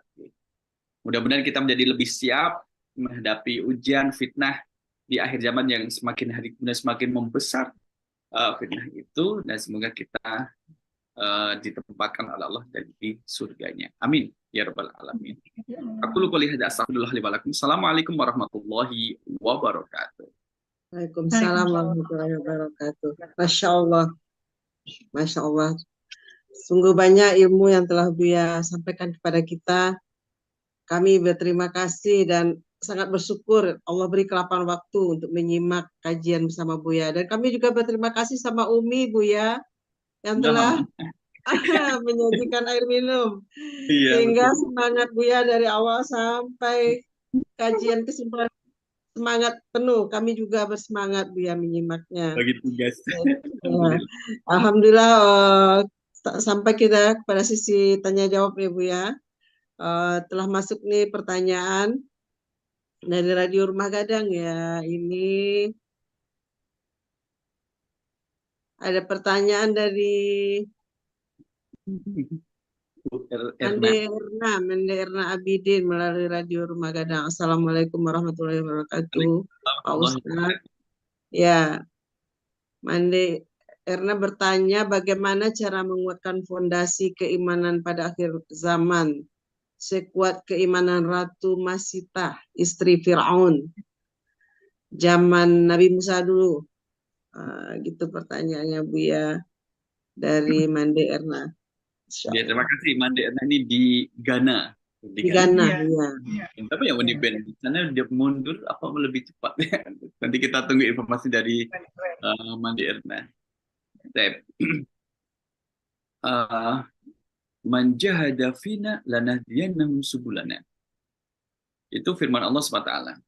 Walladzi jahadu fina lanahdiyannahum subulana. Walladzina dan orang-orang yang jahadu fina, mereka bersungguh-sungguh untuk mendapatkan hidayah, petunjuk dari Allah, ridha Allah. Lanahdiyannahum, sungguh kami benar-benar akan memberikan hidayah kepada mereka.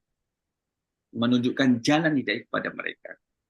Jadi yang pertama adalah kemudian kita lihat untuk menguatkan fondasi keimanan, itu kalau kita kembali kepada syurut kubuli syahadah, salah diterimanya syahadat antara lain adalah al-fahmu yunafi al-jahlu, paham yang menafikan kebodohan, paham dengan makna syahadat. Mulainya dari syahadat Mande Erna.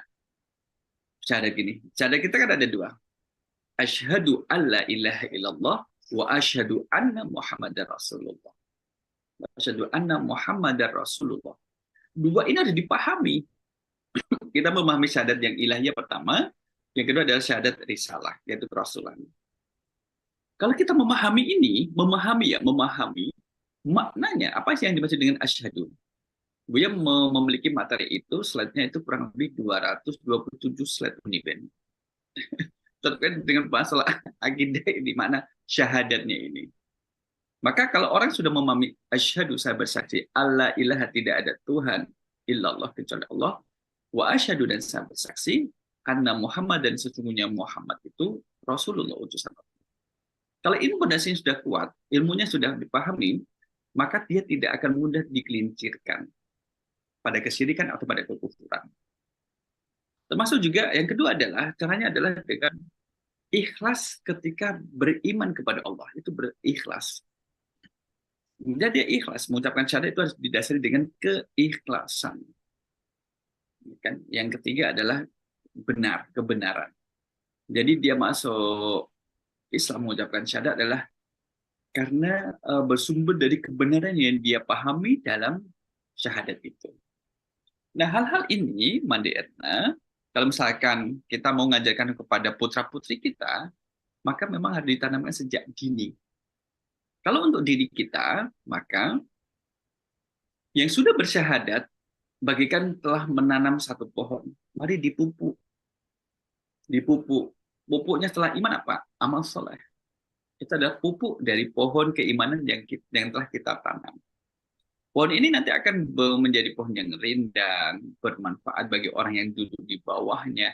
Sebagaimana keimanan kita melahirkan amal soleh dan itu menjadikan orang lain menjadi aman.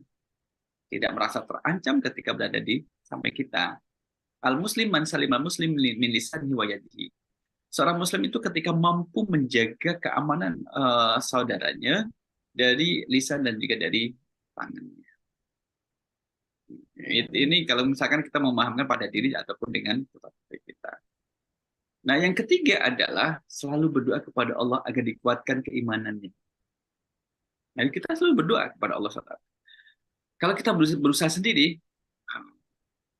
siapa yang kemudian bisa menjamin? Maka kita kemudian berdoa kepada Allah SWT agar dikuatkan keimanannya. Nah, inilah yang kemudian kita lihat. Kalau yang Ratu Masuta dulu kan beriman atas ajaran Nabi Musa alaihissalam. Dan sekarang kita menjadi umat Nabi Muhammad SAW, maka referensi kitanya adalah kepada Nabi Muhammad Sallallahu Alaihi Wasallam. Gitu kurang lebih Mande Erna jawabannya, dan Mande Murni tadi yang telah saya sampaikan. Karena nanti di belakang kan ada catatan pojok dari Mande Ben ya. Jazakallah khairan, Buya. Mudah-mudahan sudah menjawab pertanyaan Mande Erna. Kepada Mande-Mande yang lain, silakan dengan cara bertanya langsung kepada Buya tentang materi-materi yang telah kita dapatkan tadi.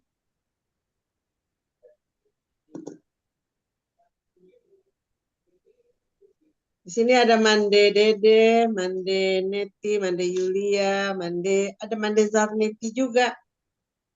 Mande Siti Salma. Mande, sementara. Oke, sementara maaf. Sementara menunggu pertanyaan itu, boleh nanya satu, Buya Talkis, pertanyaan. Boleh. Ini tadi ada di dalam, ini eksekusi perzinaan itu, Buya Talkis. Dulu pernah juga didengar itu mengeksekusinya itu bagi seorang penzina yang sudah menikah. Jadi berarti kalau orang yang belum menikah is oke itu berzina? Gimana maksudnya itu, Buya Talkis? Ada dua bentuk ya, Mande Ben. Ada dua bentuk perzinaan dilihat dari sisi pelakunya, status pernikahannya. Kalau pelakunya adalah dia sudah pernah nikah secara syar'i, maka namanya zina muhson. Zina muhson itu zina yang besar. Hukumannya adalah bentuk pertobatannya, bukan hukumannya. Bentuk pertobatannya adalah dengan dirajam, dilempar batu sampai mati. Bagaimana yang kemudian yang belum menikah? Kalau melakukan perzinaan, maka dia akan didera, dipukul 100 kali. Akan dipukul. Kalau praktek di Aceh kan kemudian menggunakan kayak lidi. Sesuatu yang panjang kayak cambuk 100 kali. Tapi kalau dulu masa Rasul ada dengan tongkat, Mande Ben. Dia menggunakan tongkat. Karena itu yang kemudian dipukulkan. 100 kali itu kan bikin sakit. Ya memang sakit, memberikan efek jera. Nah, bagaimana dengan orang yang kemudian melakukan perzinaan tapi tidak dihukum dengan hukum seperti tadi? Ya, ibarat kemudian kayak orang berdosa, kalau Allah menetapkan bahwa dosamu bisa diampuni kalau kamu beristighfar, astagfirullah gitu. Kalau tidak mengucapkan istighfar, bagaimana Allah akan mengampuni?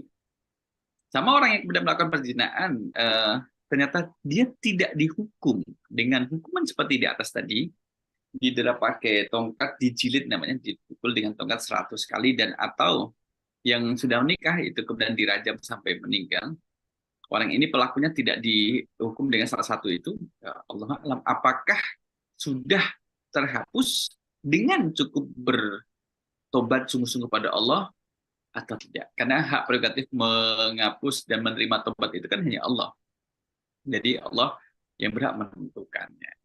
Nah, kalau misalkan orang ini belum dihukum, belum mendapatkan hukuman dari perzinaan yang dia lakukan, ya selama itulah kemudian dia melakukan dosa besar dan statusnya sebagai pelaku dosa besar atau lapindos, laki-laki pendosa melakukan dosa besar, gitu. Lapindos itu. Nah, itu kurang lebih demikian itu, Mande Ben. Jadi yang belum menikah atau tidak menikah adalah dengan didera 100 kali. Allah a'lam bishawab. Mande Neti. Silakan Mande Neti. Ya, terima kasih Mandemur. Assalamualaikum warahmatullahi wabarakatuh. Ustadz, Buya yang kami hormati, Mande-Mande semuanya. Ya, ada pertanyaan yang gimana nih, agak mengganjal sedikit ya, Bu ya. Kita kan dituntut untuk selalu menuntut ilmu agama dan untuk lebih mendekatkan diri kepada Allah, untuk beramal ibadah dan segala macam. Kan salah satu tanda ciri hari kiamat itu udah banyak ulama-ulama yang pergi ya Ustadz. Dan sebagai penggantinya muncullah ulama-ulama yang sepertinya, maaf ya Ustadz ya, seperti karbitan ya Ustadz, termasuk memimpin sholat, mengimami sholat dan segala macam. Jadi kan kami di ini punya kampung nih Ustadz. Jadi kalau pulang kampung tuh kan ada lebaran haji dan lebaran Idul Fitri ya Ustadz. Jadi yang mengimami itu kan guru yang dihasilkan yang secara instan itulah Ustadz ya. Dengan bacaan yang maaf ya Ustadz ya, agak ya tidak masuk lah secara apa gitu. Mungkin dapat pengajian itu bagaimana, saya tidak tahu juga ya Ustadz ya. Bagaimana hukumnya tuh Ustadz kita mengikuti, mengimami guru-guru dengan pengajian yang maaf Ustadz yang tidak apalah secara tajwid gitu Ustadz. Maaf, terima kasih Ustadz. Terima kasih Made nanti. Kita lihat dari tinjauan fikihnya, tinjauan fikihnya. Yang menjadi rukun dalam sholat adalah Al-Fatihah. Ya, Al-Fatihah. Maknanya adalah Al-Fatihah, kalau orang sholat tidak membaca Al-Fatihah, maka tidak itu sebagai sholat. Jika sholat sendirian. Jika sholat sendirian. Ketika dia sholat berjamaah, maka al-imam yu'tamma bihi. Tanggung jawab Fatihahnya itu berpindah kepada imam untuk membacakan. Nah, sekarang kita masuk dalam bacaan imam. Ketika bacaan imam itu sesuai dengan makharijul huruf, sesuai benar, maka Al-Fatihahnya menjadi benar. Kalau misalkan imamnya kemudian membaca Al-Fatihah, ternyata banyak terjadi perubahan suara, makharijul huruf tidak sesuai. Perubahan suara dalam ayat Al-Quran itu bisa merubah makna atau artinya.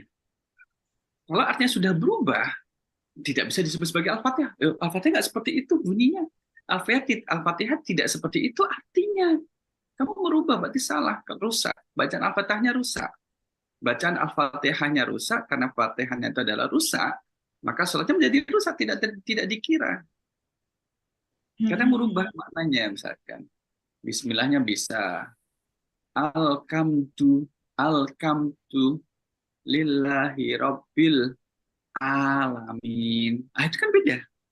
Alhamdu dengan alkamdu beda. Hamdu dengan kamdu. Beda, maknanya udah berubah. Al-alamina, alam semesta. Dimana alamin adalah orang yang sakit. Tuhan orang-orang yang sakit. Gimana? Nah, jadi al-kamdu bagi Allah, Tuhannya orang-orang yang sakit. Rabbil alamin. Itu kan udah merubah makna. Jadi rusak. Kalau udah rusak, maka menjadi imam itu bukan hanya sekedar orang tua. Usia itu syarat nomor 3. Syarat nomor 3 itu usia. Yang pertama apa? Aqra'uhum kitaban, yang paling banyak hafalan Al-Qur'annya. Insya Allah, orang yang hafalan Al-Qur'annya banyak, insya Allah bacaannya itu benar. Insya Allah. Kalau ada 2 orang yang sama-sama banyak hafalan Qur'annya, maka dilihat syarat kedua. Aqra'uhum kitaban, yang paling banyak hafalan hadisnya. Wah, sama-sama hafal hadisnya sama-sama 200 hadis dihafal. Oh, lihat syarat ketiga. Siapa yang lebih tua? Itu yang kemudian diajukan jadi imam. Maka kemudian jawab tadi untuk pertanyaan Made nanti, kalau misalkan bacaannya itu rusak sampai merubah makna, maka menjadi batal. Nah, imam itu bukan hanya sekedar yang sepuh, tua, tapi kemudian juga lihat syaratnya tadi. Masa harus tahu fikihnya gitu. Jadi kalau misalkan imam salah gerakan, kan ada yang mengingatkan. Subhanallah, subhanallah untuk laki-laki. Kalau untuk perempuan kan kemudian dengan tepuk. Gitu. Ada misalkan dalam satu ayat, imam itu kemudian memulai rakaat pertama. Dia kemudian habis di tengah-tengah membaca Bismillahirrahmanirrahim, membaca surah atau ayat. Tapi belakang makmum mengatakan Subhanallah. Dan diulangi lagi. Idza zulzilatil ardu, subhanallah. Misalkan dia membaca az-zalzalah. Subhanallah, belakang datang dari belakang. Berarti ada yang salah kan? Dan dia berpikir, Baca yang pendek-pendek lah. Qul huwallahu ahad. Subhanallah. Ada subhanallah. Setiap dia baca ayat Al-Quran atau surah itu ada bacaan subhanallah, subhanallah. Berarti kan ada yang salah.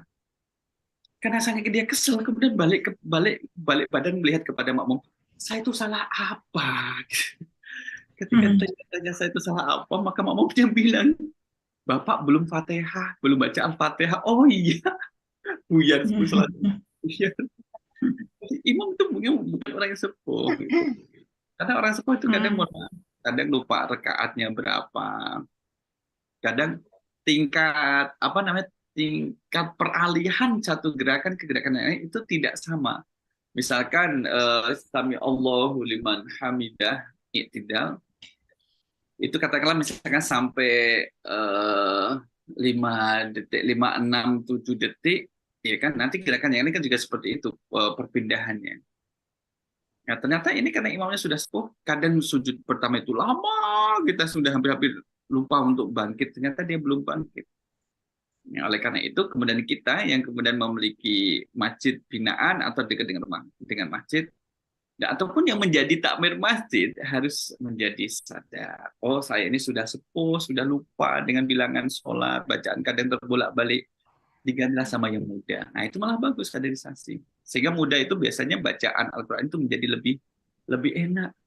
Saking enaknya, kemudian jamaahnya pada ngantuk. Karena nggak tahu ini kapan selesainya baca ini, nggak tahu dan sebagainya. Itulah jamaahnya. Gitu, Mandi nanti. Allah labis.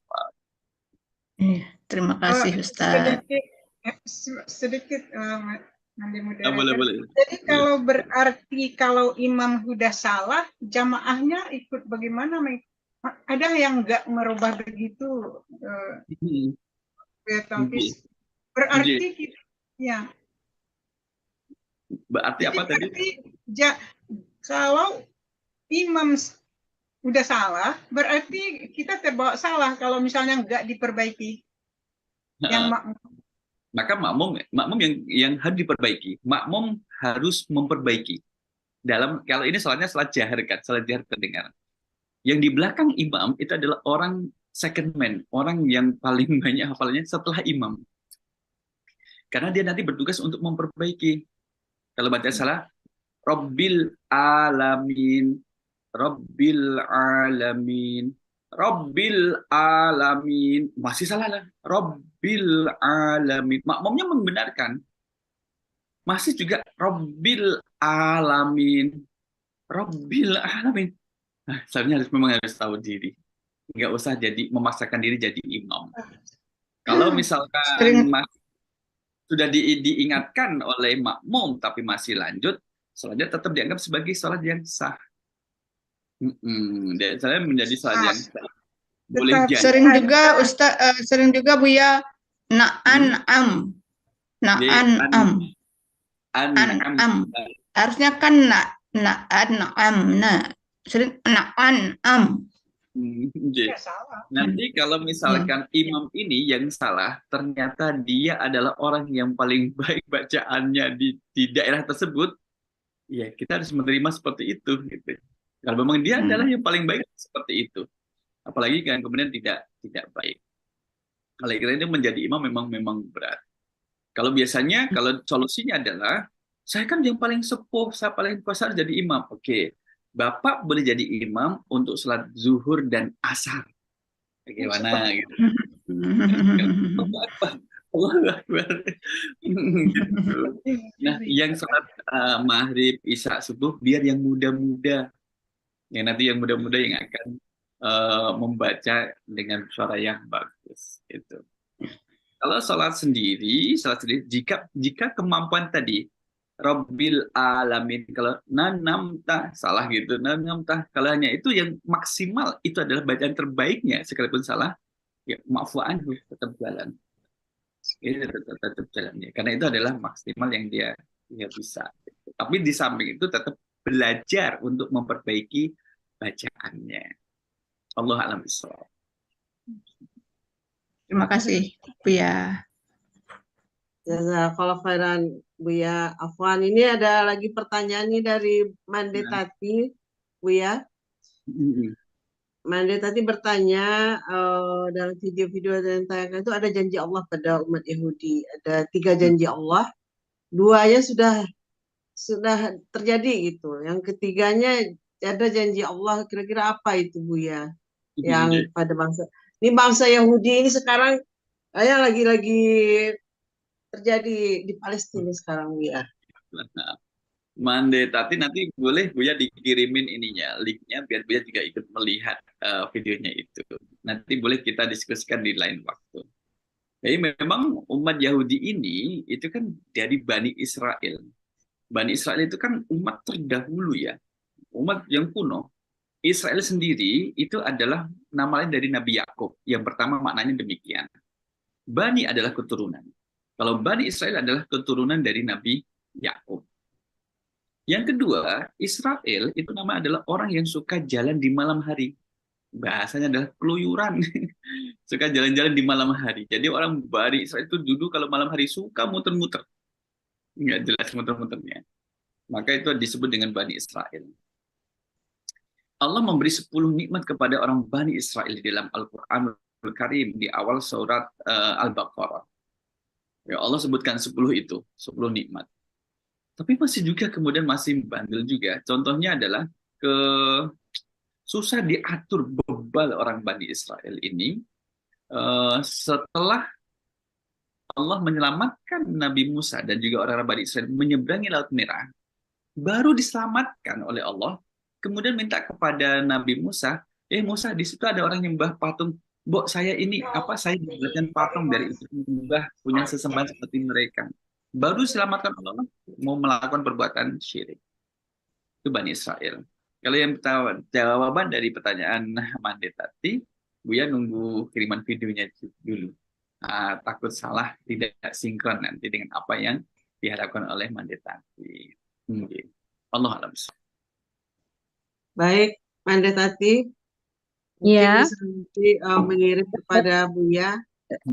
Ya, Ambo sudah halo? Halo? Ya, silakan. Bisa dengar? Ya, silakan. Saya sudah kirim ke Mande Ben videonya. Karena Ambo nggak tahu nomornya Pak Ustadz, jadi mungkin nanti suatu saat. Tapi itu memang banyak beredar di akhir-akhir ini. Setiap saya dengar jadi penasaran gitu apa gitu. Jadi videonya sudah saya kirim ke Mande Ben. Mungkin Ya, suatu saat nanti. Ya, insya Allah. Insya Allah Mande Tati nanti kita cari forward ke Buya Talkis. Ya, terima kasih. Maaf saya off kamera karena kurang begitu sehat, mungkin masuk angin tadi. Terima kasih. Terima kasih Mande Tati. Sama-sama Mande Murni.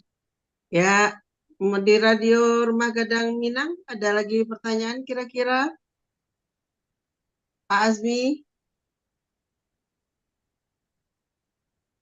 Atau mande-mande yang lain? Kita masih punya waktu.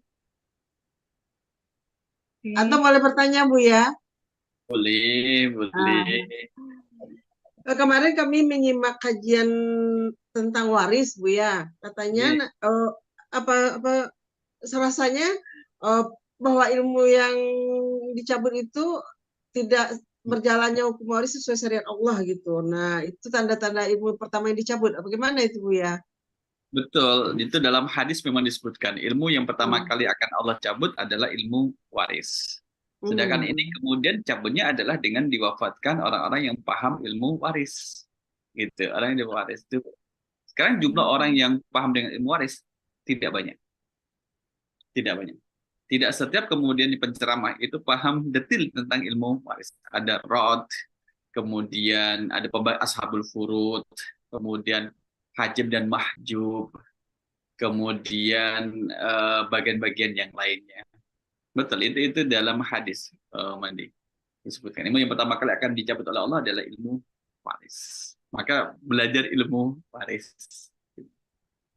Kenapa kemudian dipelajari? Orang kalau membagi warisan tidak dengan ketentuan dari Allah, rentan untuk menimbulkan pertengkaran, perselisihan, perpecahan, bahkan sampai pada pembunuhan di antara sama ahli waris. Allah alam. Jazakallah khairan Bu ya. Ini ada lagi Mande Dede bertanya Bu ya. Pertanyaan Mande Dede, apakah lebih baik salat sendiri untuk wanita di rumah daripada di masjid atau berjemaah karena imamnya kadang-kadang bacanya agak salah. Mungkin ini dua hal yang berkaitan nih Bu ya. Antara lebih baik salat bagi wanita di Baik. rumah dan bacaan imam. Itu yang kalau wajib ke masjid kan salat berjamaah itu laki-laki ya Bu ya. Iya. Mari kemudian ini masuk dalam pembahasan fikih. Bisa kita panjangkan pembahasannya, bisa kita singkat dan ringkaskan. Mande Ben mau pilih yang mana? Yang panjang. Sekarang mungkin karena Buya Talki sudah capek gitu juga ya, yang di tengah-tengah aja, yang sedikit Oke. pendek aja, yang pokoknya Oke, boleh. Mande Ben boleh kemudian sholat di rumah, kemudian tetap menjaga jamaah. Sholat di rumah, tapi dengan menjaga jamaah. Tetap jamaah kemudian di rumah. Dengan siapa yang bisa jadikan teman untuk sholat jamaah. Kemudian ketika misalkan di masjid kadang imamnya salah, mungkin adalah dia imam ganti. Kalau imamnya salah terus, kemungkinan mudah-mudahan sih tidak ya, bukan itu imam yang sebenarnya, mungkin imam ganti. Nah, kalau misalkan didapatkan imam bacanya salah, memang harus kita perbaiki bersama, karena imam itu adalah milik makmum. Kalau imamnya salah, makmum yang bertanggung jawab, mengambil peran untuk memperbaiki, bukan untuk meninggalkannya, dibiarkan biar salah terus, tapi kemudian kita perbaiki. Misalkan ada jamaah yang mengajak diskus dengan takmir masjidnya, mengadakan satu kegiatan training atau tahsin tilawatil Quran untuk imam masjid tersebut. Nah, jadi makmum punya peran untuk memperbaiki. Ketika makmum sendiri, saya tidak mampu memperbaiki mengajarkan tahsin karena kurang ilmu. Bagaimana kalau kita meng-hire seseorang untuk mengajarkan tahsin kepada imam kita? Sehingga nanti ke depannya itu menjadi bagus. Nah, memang zaman Rasul SAW terkait dengan yang perempuan sholat di rumah, ya, dalam kitab fikih sunnah yang ditulis oleh Said Sabiq, jilid yang pertama tentang bab sholat, itu juga disebutkan perempuan itu afdolnya itu adalah sholat di rumah. Tapi kemudian tidak melarang untuk pergi ke masjid, sebagian daripada syiar. Bagian daripada syiar. Jika masjidnya sekarang kan sudah terang perjalanan ke masjidnya, terang jalannya, aman kondisinya. Beda dengan zaman Rasul, kemudian untuk ke masjid itu harus jalannya memang gelap dan juga beresiko, sehingga perempuan sholatnya adalah di rumah. Saya kira bisa dipahami ya, Mande Ben ya. Ya, tapi ini Buya Talkis ya, ini mungkin nggak banyak terjadi, ada di suatu lagi itu ya, itu otoritasnya itu tinggi sekali sehingga tidak ada yang bisa di antara jamaah untuk mengatakannya. Itu ada Buya Talkis. Ya, jadi bagaimana kita nggak bisa mengatakannya, nggak berani, nggak ada yang berani mengatakannya kepada itu jamaah imam itu. Ya, kalau untuk yang jamaah perempuan boleh untuk dan tetap sholat di rumah juga boleh. Ya. Jadi dikembalikan mau sholat di rumah silahkan. Kalau misalkan tetap nyaman misalkan di masjid juga dipersilahkan. Asal tetap sholat, jangan sampai tidak sholat. Tapi yang ininya Buya Talkis yang untuk orang laki-lakinya begitu ya, bagaimana ya? Bagaimana, pokoknya jamaah itu umumnya ya laki-laki begitu ya, tapi mereka tidak bisa mengatakan. Jadi berdosanya, I don't know, but Bu Talkis nangkap ya apa maksud saya itu? Nggak bisa ya gitu, nggak read, ya. Ya didoakan dengan itu pun pernah terjadi di daerah kami, Mande Ben, seperti itu. Tapi itu akan berakhir dan berganti dengan lebih bagus ketika sudah waktunya dia kembali kepada Allah. Ya. Terima kasih Buya Talkis. Terima kasih Ben. Makasih Buya. Ada lagi nih di kolom chat Buya pertanyaan dari pendengar radio Rumah Gadang Minang. Tentang Dajjal nih Bu ya, Dajjal, Ya'juj dan Ma'juj. Mendengar nama itu, rasanya kami yang fakir ilmu ini takut sekali untuk hidup di zaman tersebut. Rasanya kami pengen mati dan sebelum tiba masanya. Kira-kira ini gimana nih kiatnya Buya? Betul. Kok timbul Memang rasa ini? mengerikan ya, mengerikannya adalah kalau gambaran yang Dajjal itu, ya orang akan disiksa ketika mengatakan dia beriman, bisa digergaji dari atas ke bawah, seperti contoh yang terjadi pada masa lampau. Nah, bagaimana untuk mengatasi ketakutan itu? Maka kita punya roja, berharap kepada Allah. Berharap kepada Allah, kemudian dikuatkan. Maka tadilah salah satu ujian, salah satu resiko dari orang beriman, konsekuensi orang beriman adalah akan diuji oleh Allah SWT. Termasuk juga ujian ini. Oleh karena itu, untuk mengatasi ini adalah sering baca doa, yang kemudian doa di akhir dari salat-salat kita, ya kan? Di akhir dari salat kita, yang kemudian kita berlindung kepada Allah SWT dari fitnahnya Dajjal.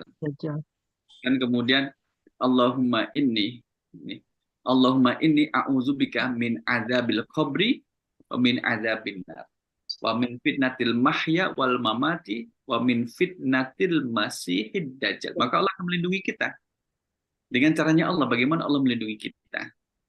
Apakah Allah kemudian akan mewafatkan kita sebelum bertemu dengan Dajjal, atau memang kita diwafatkan jauh sebelum Dajjal itu kemudian muncul?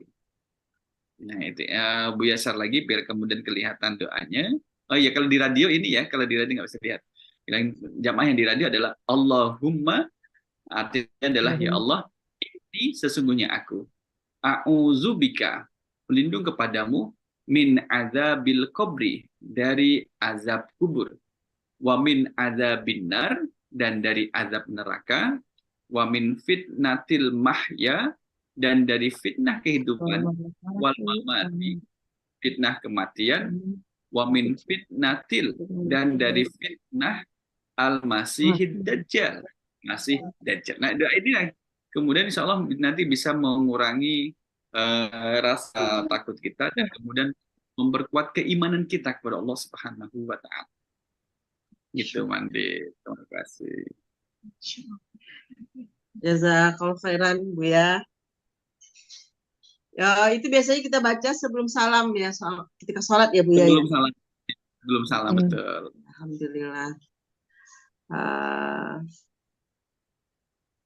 Waktu sekarang menunjukkan pukul 22.14. Mandeben, ada lagi pertanyaan kira-kira Mandeben?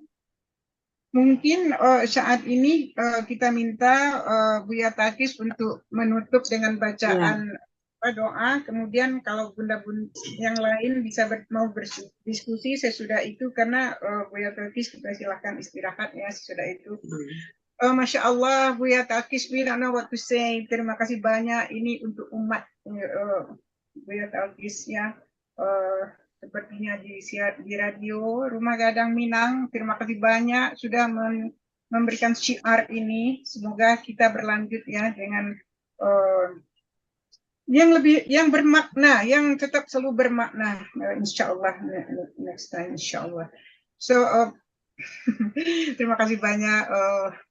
Buya Takis, Bunda Haya, terima kasih telah mengizinkan Buya Takis bersama kami di Viral. Kita bersama juga pada suatu waktu nanti kita juga akan minta insya Allah dengan Bunda Haya, insya Allah beliau ahli psikologis, insya Allah.